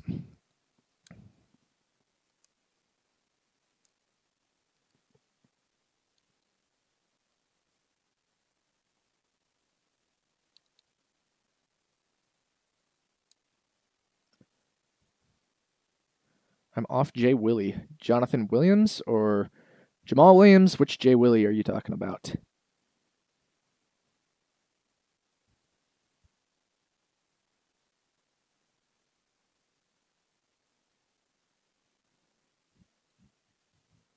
There's three Joe Williams, Jonathan Williams, Jamal Williams. So yeah, I'm just curious which Jay Willie you're talking about there. I guess obviously Joe Williams on IR, Jamal in Green Bay, and then Jonathan Williams now is a practice back in Denver. So, yeah, just curious about which Jay Will you were talking about there, Court. All right, definitely slowing down at this point a little bit. People are thinking more about their decisions. It becomes a little bit harder. I've obviously had to think about a couple of my decisions as well. I went 5 straight running backs after my wide receiver heavy start. So I'm hoping to complement Kareem Hunt, in that running back position with guys like Kamara Forte, Jamal, etc. So, certainly my wide receiver position's okay. Six wide receivers there. And then a tight end who I'll be using week in and week out unless, of course, he's injured, Jordan Reed. I like this FFPC team a lot better. Not that I dislike my NFFC team, but I like my FFPC team a ton. Getting Britt there in the 11th really solidifies this team as a contender. Obviously, in a 2-flex format, wide receivers aren't as necessary, so I might just be done taking wide receiver here in the FFPC, unless something really sticks out like a sore thumb, but I'm not counting on that per se. I got 3 running backs that I think can be productive early on in the season, and also could be even more productive later in the season in both Rex Burkhead and Alvin Kamara. Down here, I've got a lot of my running back targets that I like, so pretty happy there as well. Oh, J Stu. You asked J Stu earlier. Why are you off of? I'm curious, Court, why you're off J Stu. I don't really see Lacey. Of course, he's behind Rawls now. He's probably not going to get the passing work that Procise gets. So I'm just curious why you'd rather have Lacey than J Stu. I still think Jonathan Stewart could get some goal line work, and the way that Carolina's planning on using McCaffrey, I think there's a chance McCaffrey could get injured. It's just he should get a lot of work, but J Stu still gets rushing work, goal line work, I should say, and could inherit a big workload. Now you are on the clock. All right, I'm on the clock here in the 12th round. So I'm going to check out my running backs here. gonna again grab my guy. I'm targeting my guy, Matt Forte. Matt Forte is a guy I want.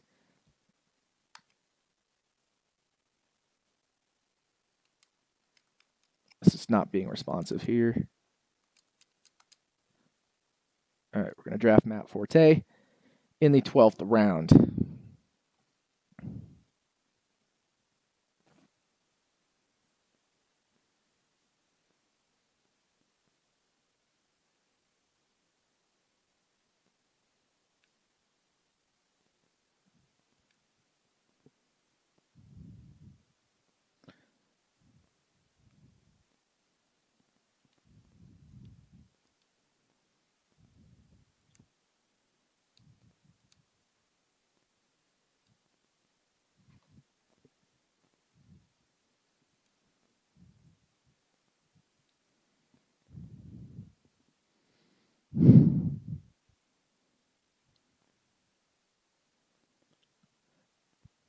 I don't. Yeah. So you think Lacey has a better chance to be a league winner? I'm just curious why. I mean, Rawls has been named the starter. Procise is there with the passing work. Carson's there, who could get some work as well. So it's super crowded there in Seattle. I'm trying to figure out why he could. He's more likely to emerge than Jonathan Stewart, for example. Obviously, I guess there's an injury to Rawls and an injury to McCaffrey. Maybe Lacey emerges, but I think Stewart still gets the passing work then, and the rushing and passing work for the back as the back there. Whereas I think Lacey only absorbs the rushing work. Certainly, Seattle's a better offense, but their offensive line last year wasn't super great. And as Josh Hermsmeyer showed, offensive line play is a little bit sticky from year to year. R squared of in the 0.3 range. So I definitely put value on offensive lines as well. And Seattle's was not that great last year. That's why I also like, for example, Dalvin Cook. I like him in PPR, but I cannot stand him in standard leagues because that offensive line just no good, no bueno there. So I'd rather look elsewhere for my running backs. So I might grab a tight end here. There's definitely some tight end value available. Could also grab a running back. So it's just a decision point here, whether I go tight end or running back in this tight end premium format. It's always good to have a second tight end on the roster, but it's not something that has to be done. So Foreman just got taken. I'll probably end up taking Marlon Mack here. There's the pass catching backs that I'm like okay with. LeGarrette Blount's still available. We've got Gio. It's tough. Then there's tight ends here. Cameron Brate, Julius Thomas, Jared Cook, Gates. I guess I could get guaranteed tight end work with Safarian Jenkins as well. So the question is, what do I do at this point? Let me check my draft board. So I've got 1, 2, 3, 4 running backs here.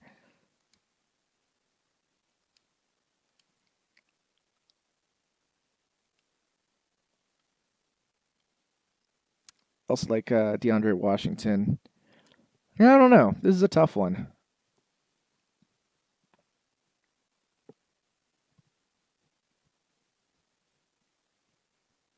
I think I'm going to go with Marlon Mack.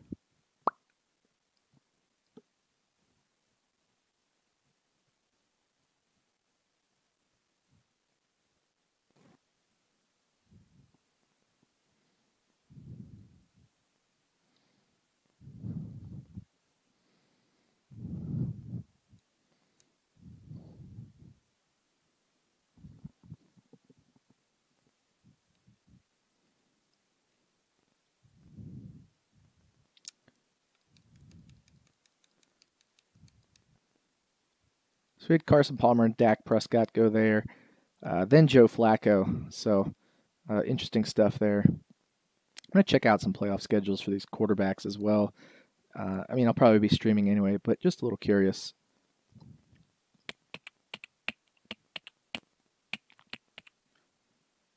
Chicago, Minnesota, Detroit. Not a terrible schedule. We got Philadelphia. We've got Rams, Giants, Oakland. A little worse. Who else do we have that's on there? Tyrod Taylor. I'm not even sure he'll finish the year as quarterback in Buffalo. Got Bortles, Bradford. So I will take Andy Dalton here, I think. Or I could take Carson Wentz. So instead, I'll take Marlon Mack.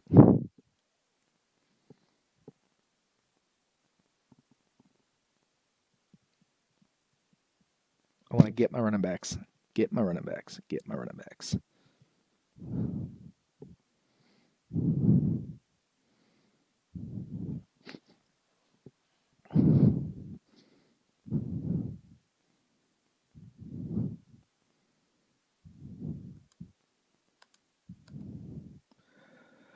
Thoughts on Brandon Oliver as a late round flyer. I'm going to hold my thoughts for a little bit. I don't want to tip on whether I think he's good or bad in case anybody's watching this. But yeah, we'll talk about him after he gets drafted in these drafts.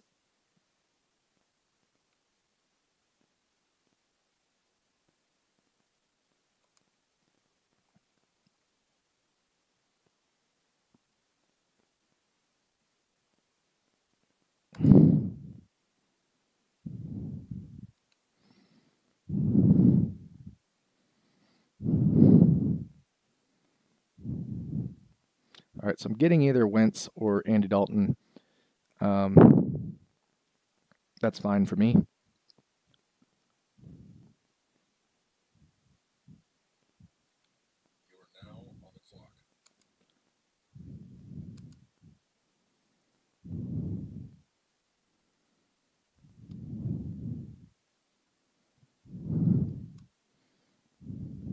So I finally grabbed my quarterback here in the 15th round, Andy Dalton. Andy Dalton in the 15th round. I'm okay with that value for sure. Especially because I was able to grab, 1, 2, 3, 4, 5, 6 running backs in a row. Get a lot of the ones I like. Kamara, Forte, Charles, Jay Stu, Foreman, Marlon Mack. Yeah, I think I'm happy with those 0 RB candidates. Pretty happy with my wide receivers. Don't love them. I've got Brandon Cooks, Amari Cooper, Diggs, really like. Cobb and Decker, I was kind of obviously just pressing at wide receiver there because the wide receiver run in the NFFC happens a lot earlier than in other sites. So I was able to grab Cobb, Decker, and then Kenny Britt as my wide receiver 6. As you all know, I'm a big Kenny Britt guy. So then I grabbed my running backs, and now I finally got Andy Dalton.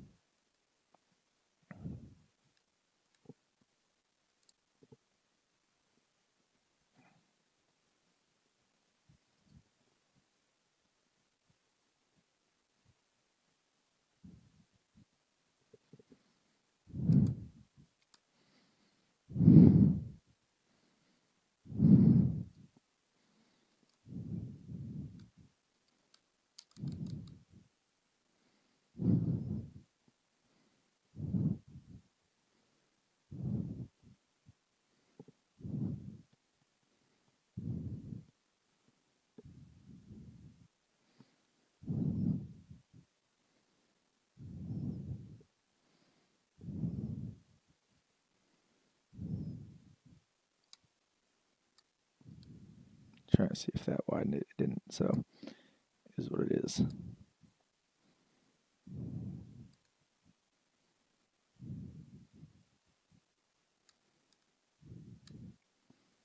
So yeah, Andy Dalton in the 15th round. I'm okay with that. Yeah, there you go, Lipinski. That's exactly what I just said. I'm perfectly happy with Dalton in the 15th round. No complaints there. I was just looking at trying to take a little bit of a picture of my team here. Maybe post it to Twitter. We'll see. I could what I could do is I could screen grab. That's even better. I just wish. I guess I'm not to zoom out here.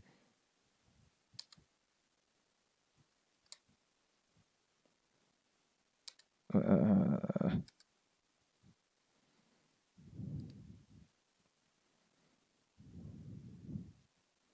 we go. Now I can take a screenshot and post this to Twitter.com.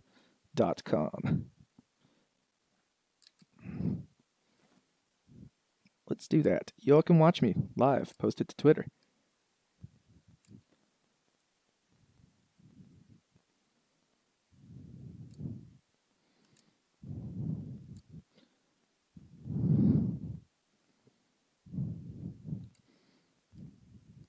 All right, we're going to post this to Twitter.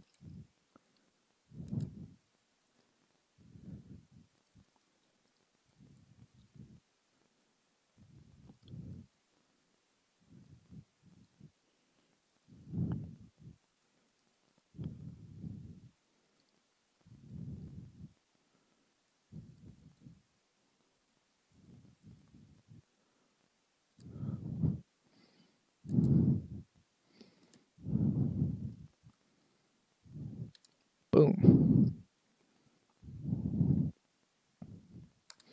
All right, let's get back to some drafts here. Let's see who's been taking who. All right, so I took Dalton, and then Torrey Smith went. Yeah, I mean, I don't understand.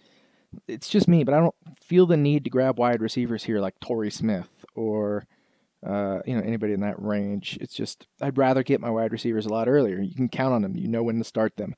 Things of that nature. Over here in the FFPC, we've got Laquan Treadwell going, where I'd rather just have zero RB guys like Gio Bernard, Chris Carson. Chark Kendrick's interesting if you have Kareem Hunt for sure, but I think they might just try out somebody else as well if Kareem Hunt gets injured. So Kendall Wright just went in the 13th round. We had a couple tight ends go. So definitely interesting draft strategies in these. They're a little bit different. Let's go back and zoom in here. Forget how zoomed in I was. That was 75%. So let's go back to 75%. Boom.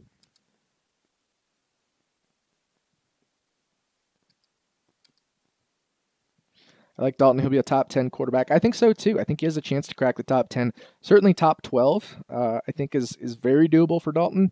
If all of his players stay healthy, oh, man, he could have a big year. So I really like Dalton back there that late. I might still, stream another quarterback in there a time or two, but we'll just have to see how it plays out.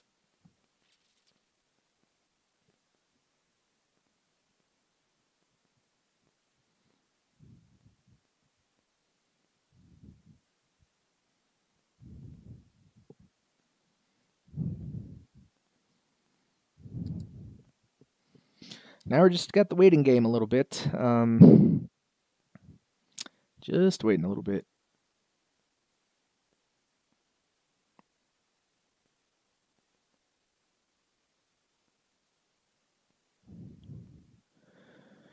Just waiting. These later rounds certainly go slower, but I almost sometimes make a little bit quicker picks just because I guess I have some things in mind that I want to do.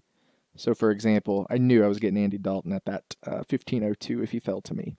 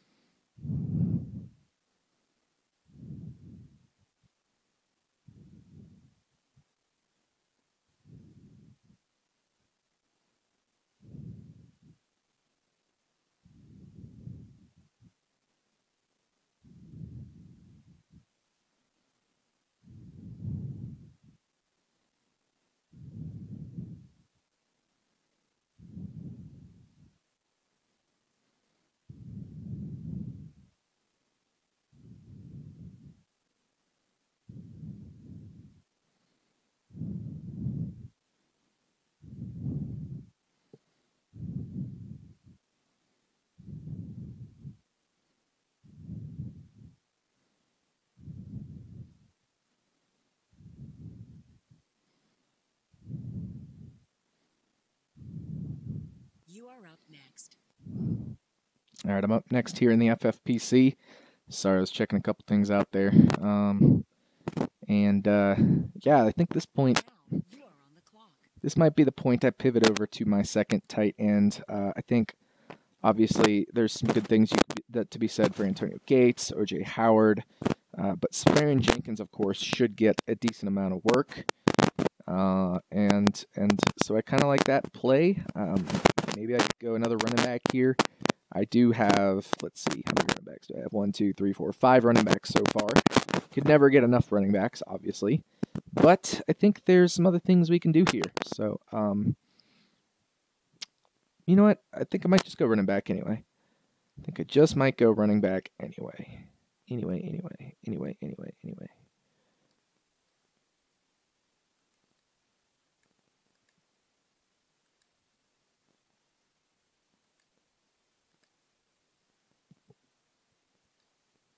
All right. We'll have to see.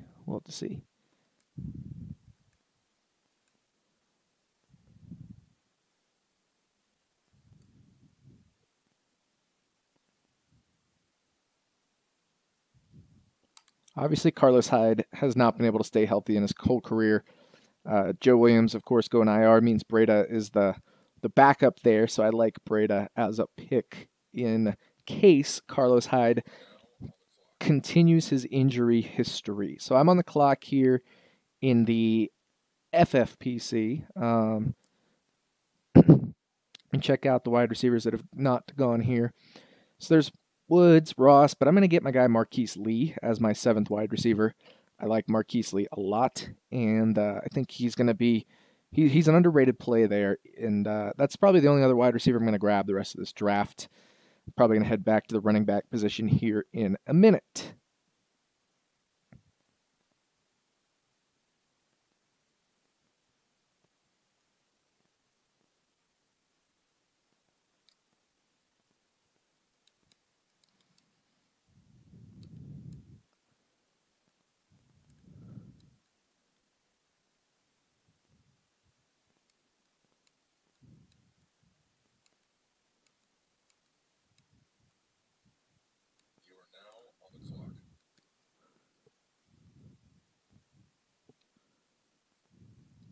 And I'm going to grab Henderson here. I love Henderson out of Denver. He could be the back that gets the most rushing yards in Denver. So I don't mind having both Jamal Charles and D'Angelo Henderson in the event when C.J. Anderson doesn't do anything and or gets injured. It's going to be one of those two that'll take it over. I don't even think it'll be Devontae Booker. So yeah, I took Breda, and then I went wide receiver, quarterback, defense. So I still don't think I need my defense here. A lot of good names and a lot of good players to take here. Jalen Richard, Tariq Cohen, I could take a look at, of course, Brandon Oliver. But again, I'm going to go with D'Angelo Henderson in the 15th round here. I think that's okay. I've already filled out my quarterback. I've got 6 wide receivers. So at this point, I'm just looking at my 0 RB targets, and it's D'Angelo Henderson for me. So I'm going to throw him up here and just make sure I draft him.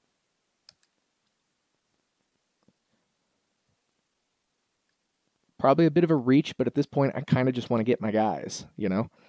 I'm just grabbing my guys.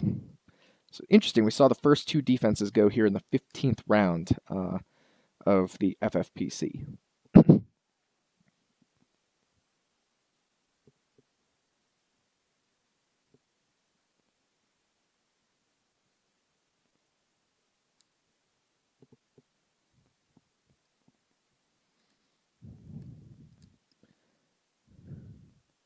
Marquise Lee. Haha, all right, you guys like that. So, thoughts on George Kittle, Austin Hooper as second-tier tight ends?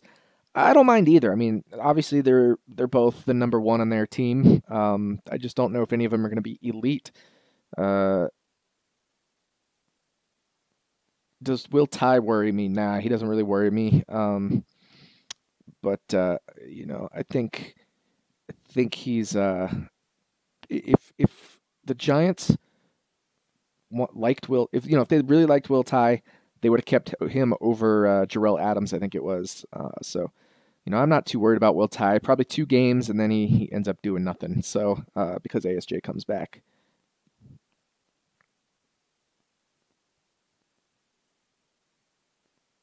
I don't think Blake Bortles will limit Marquise Lee. Marquise Lee, uh, is a good wide receiver, and he might be the best one on that Jaguars team. He had the highest depth-adjusted yards per target over expectation on the Jaguars last year. Was the only one in positive territory, while all the rest were in negative territory, even with Blake Bortles. And yes, Blake Bortles has a broken arm, but he had the same thing last year, and the two should just develop a little more chemistry, even if Blake is terrible. So it's not like Blake's going to be any worse than last year.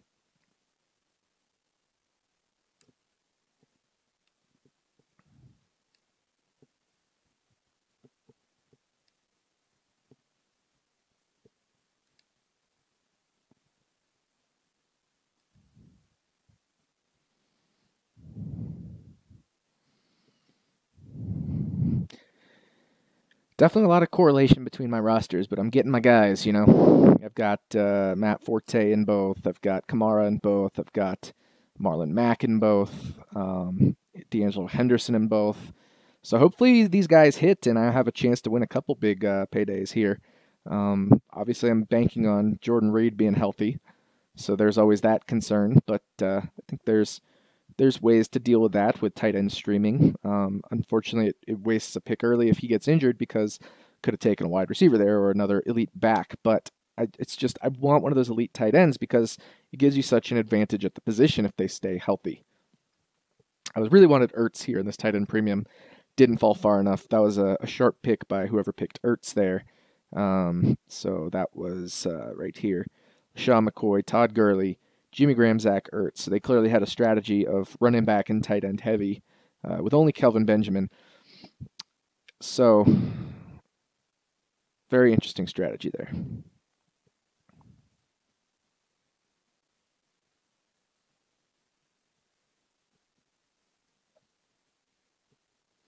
So far at this point, I'm one of only three people who's taken one tight end. Pooh Slinger got Greg Olsen and Greg Olsen only. This Wild Bill NC has only Austin Hooper, and I only have Jordan Reed. Over here, obviously we're not in a tight end premium format. We've got multiple people taking tight ends as well, but you don't see anybody, for example, starting like 3 tight ends or anything like that. We do have my prized 2 tight end 1 strategy here with the Springfield Isotopes.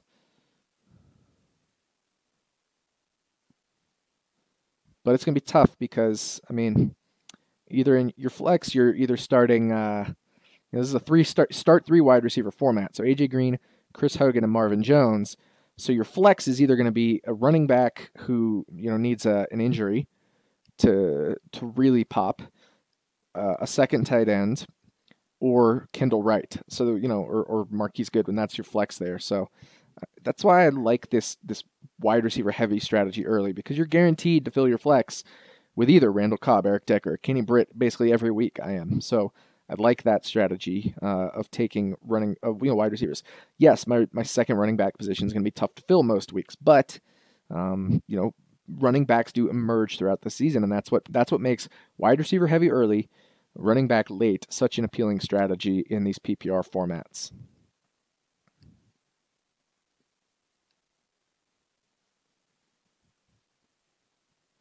So we're here in round 18 of 20.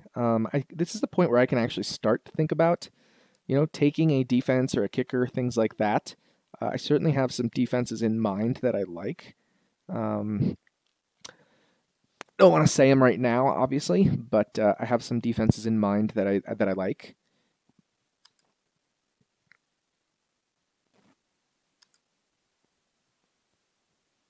And over here in the FFPC, still a while until I make my 16th round pick. This is also 20 rounds, and you also need a kicker and a defense, so we'll have to see. But, I probably want to grab another wide receiver at some point. I've got 1, 2, 3, 4, 5, 6, and I have 4 of those with bye week 9, so I'm going to have to do something about that at some point. So I probably will be looking to grab a wide receiver, just to have a little bit of a fill-in, different things like that.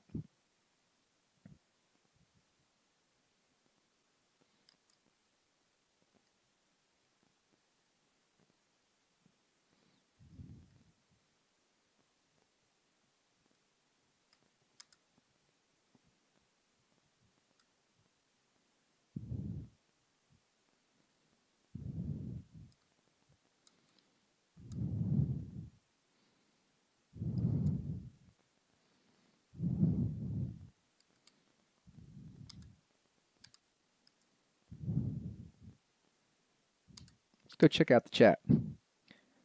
Yeah, hey, I'm a Giants fan. I think he's garbage. I just know the Jets are prone to poor decision making. Good point. He's at the bottom. I think Evan Ingram will be the guy for the Giants. Yeah, we're down here towards almost the bitter end. Thank you guys for checking this out. You know, these draft boards are definitely interesting to say the least. I like this team golden here.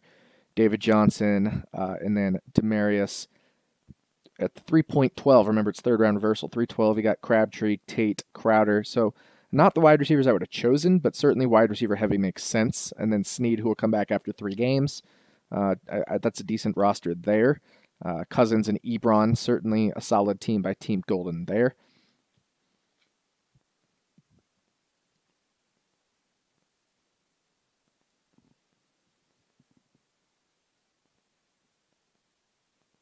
I like this team as well. Maybe instead of Lamar Miller, I would have picked a wide receiver here. But, you know, Antonio Brown and Dez, Manny, J-Matt as the 4th wide receiver. The question is, you know, you're going to have to play some of these guys in bye weeks. What are you going to do then? So that's why I like loading up to account for these bye weeks. I like loading up to account for the flex injuries. You know, really get wide receiver heavy early is the strategy that I think makes the most sense. I was I think the last person to pick 2 running backs. Yes, I was. Everybody else definitely picked 2 running backs before me. You know, the next closest to do it, I think, was probably right here, King of Queens, who had 2 by this 6th round. I guess he got it before this guy here. JR Dogs got his well, no, it was 3rd round reversal, so I take that back. It goes this way now. So yeah, it was the last to do it was King of Queens, other than me, to get 2 running backs on the roster.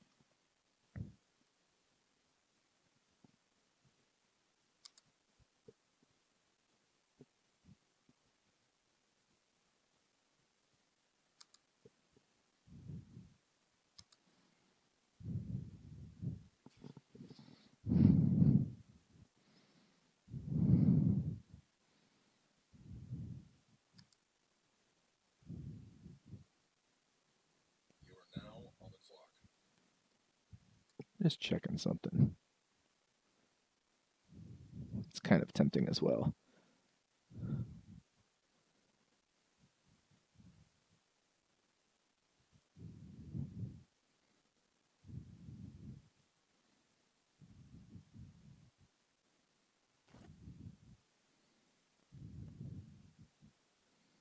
All right, so I went ahead and selected Will Fuller. I probably don't need another wide receiver, but he always gives me that, you know, he's probably going to come back after his bye week in week 7. Gives me another wide receiver for the playoff run. I could have taken a running back there, but I'm pretty happy with my running backs. I guess I could have taken a running back. I've got 1, 2, 3, 4, 5, 6 to go alongside 7, I should say, to go alongside Kareem Hunt. So at this point, I'm gonna probably be streaming. Obviously, Green Bay and Seattle. You know, Green Bay can move the ball there. Detroit versus. Now you are on the clock. So I'm on the clock in 2. So I'm going to take Matt Prater, who I like in a dome here against Arizona. The Lions will move the ball, but they also could have a chance to get stopped and get some field goals. So I'm going to take Prater. Also, a very, very accurate kicker.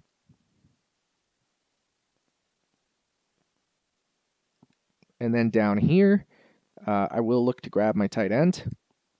Safarian Jenkins still here, so I am going to grab him at this point. You know, I've got plenty of running backs. I've got 1, 2, 3, 4, 5, 6, 7.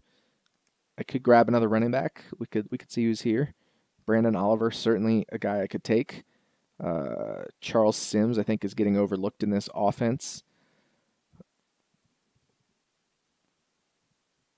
Yeah, maybe I'll do that. Maybe I'll take Brandon Oliver. I like Charles Sims, but I think obviously if Melvin Gordon gets hurt, Brandon Oliver's right there to absorb some of that. So I have 1 pick left in this NFFC main event. It's going to be my defense, of course. So we'll just see what defense I'm left with to stream in week 1. So thanks for tuning in with me on the NFFC. And then FFPC, I'm probably still going to look to grab a tight end at some point. And just hope that I don't ever need an injury, or, I hope Jordan Reed never gets injured type deal there. So we'll see. I think there's a couple tight ends I could choose from here. I still have the 18th round that I could take a tight end. So I could also go running back here. I think there's some running back candidates that'll probably, be available in these late rounds as well that I think are possible picks.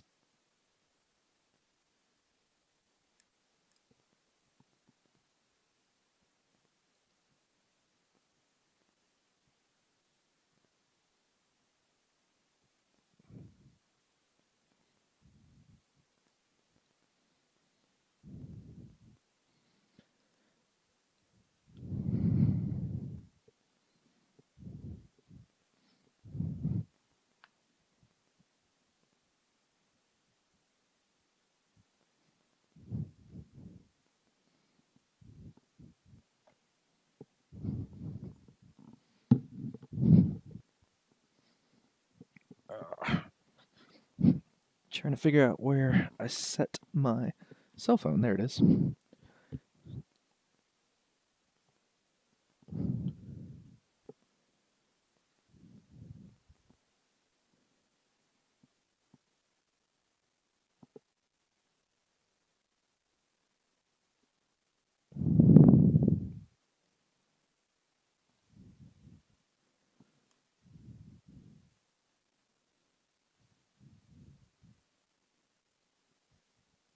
You are up next.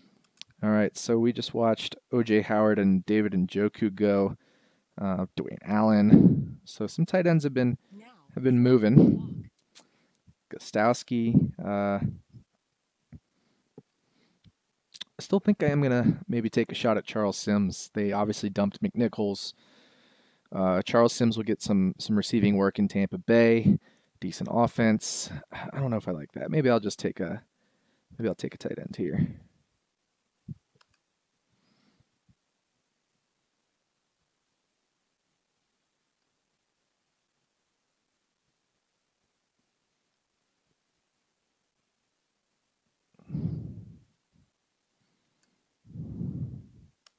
I'm going to go with Vance instead.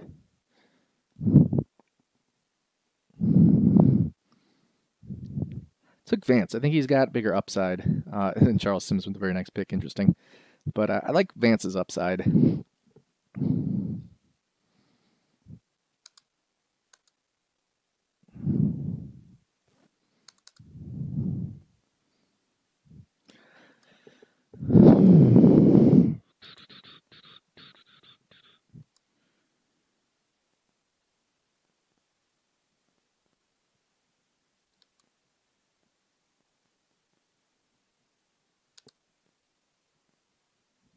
Find it interesting.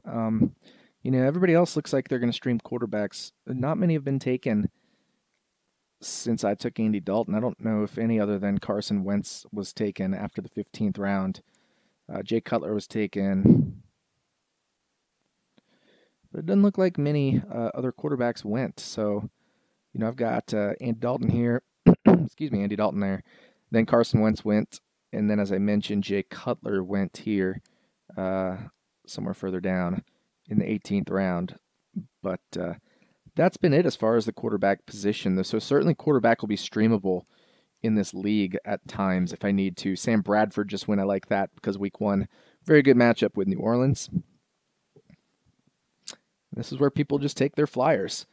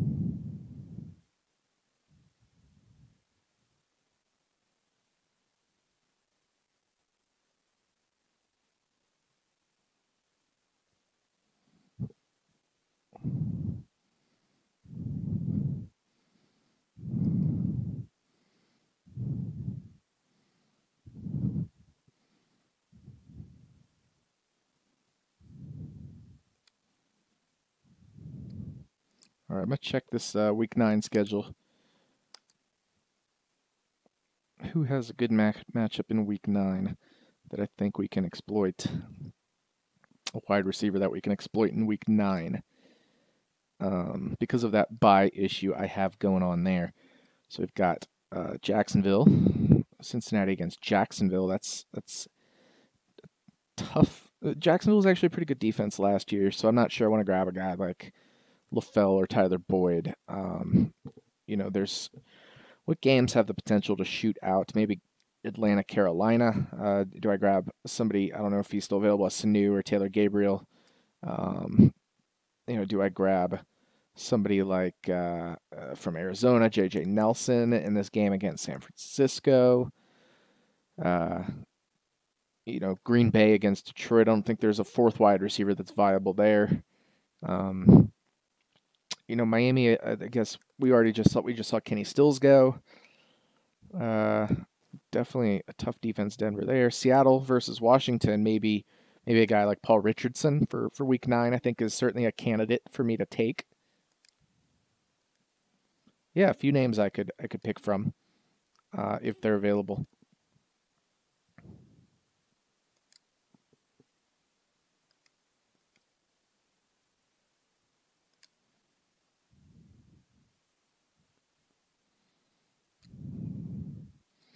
Looks like Paul Richardson already went here. I did mention J.J. Nelson.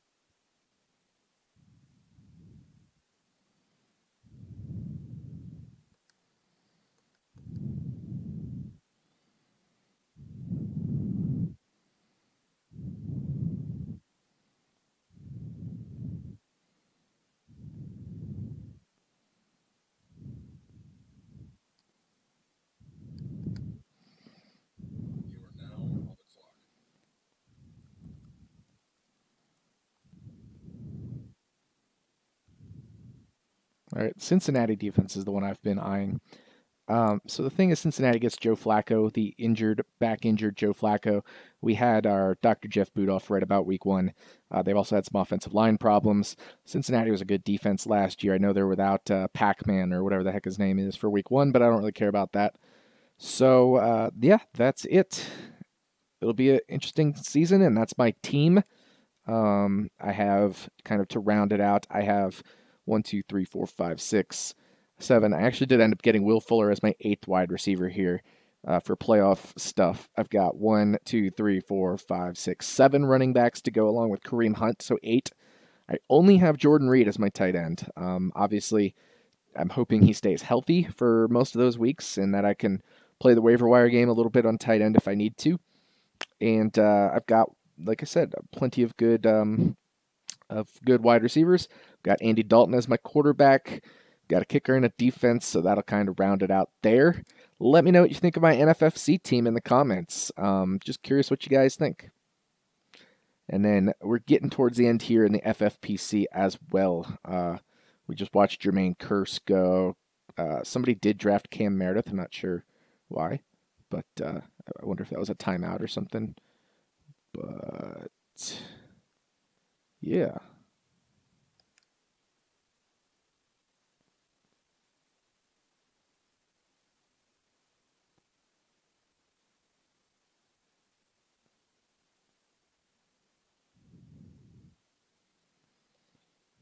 You are up next. Now you are on the clock.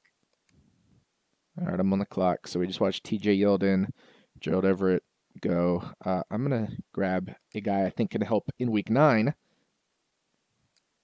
and that's Will Fuller. He will be probably back for Week 9. I'd be willing to bet on it.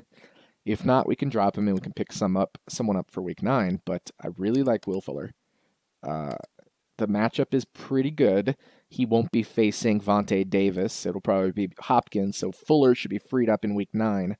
And if Luck's back, then it could be a high-scoring game.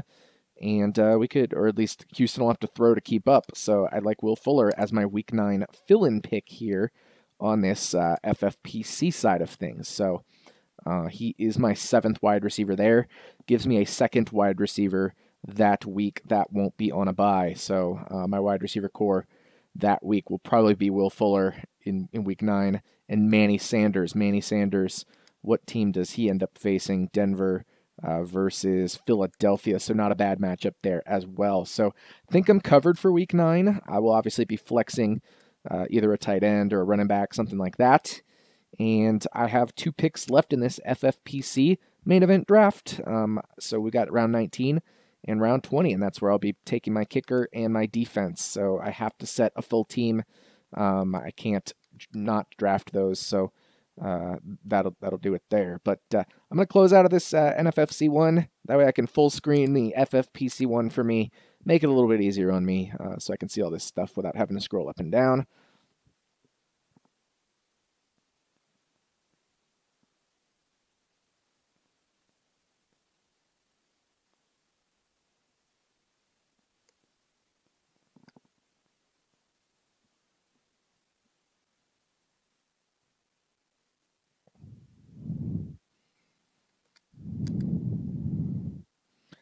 I think y'all are probably done with the comments there. Let's see what's going on here. 9 watching now. I think y'all are winding down. Somebody gave me a thumbs down. Huh. Mean people. But anyway, let's go over here to this FFPC team. I like my team. 1, 2, 3, 4, 5, 6, 7, 8 running backs. I think some guys with some interesting upside should other people get hurt. Didn't quite go the way I wanted in the first couple rounds in terms of trying to grab a running back. It just so happened the value kept falling to me that, that was wide receiver, Brandon Cooks at 210, Keenan Allen at 303. I mean, Jordan Reed at 410 and a tight end premium. I kind of wanted to get that tight end tier wrapped up with 503 Stephon Diggs, get my guy. It was really hard to pass up Manny Sanders in the 6th round. So running back value just didn't quite work out for me. I guess I could have taken Tevin in the 6th round there, but I think he's more of a 7th rounder in a tight end premium format. So just the way it worked out. I'm going to have to grab a kicker and a defense here. Let's check out. Let's check out what we got. We got Pittsburgh defense, who's facing Cleveland in week 1 and has a very good early season schedule. So I think I'm going to draft the Pittsburgh team defense.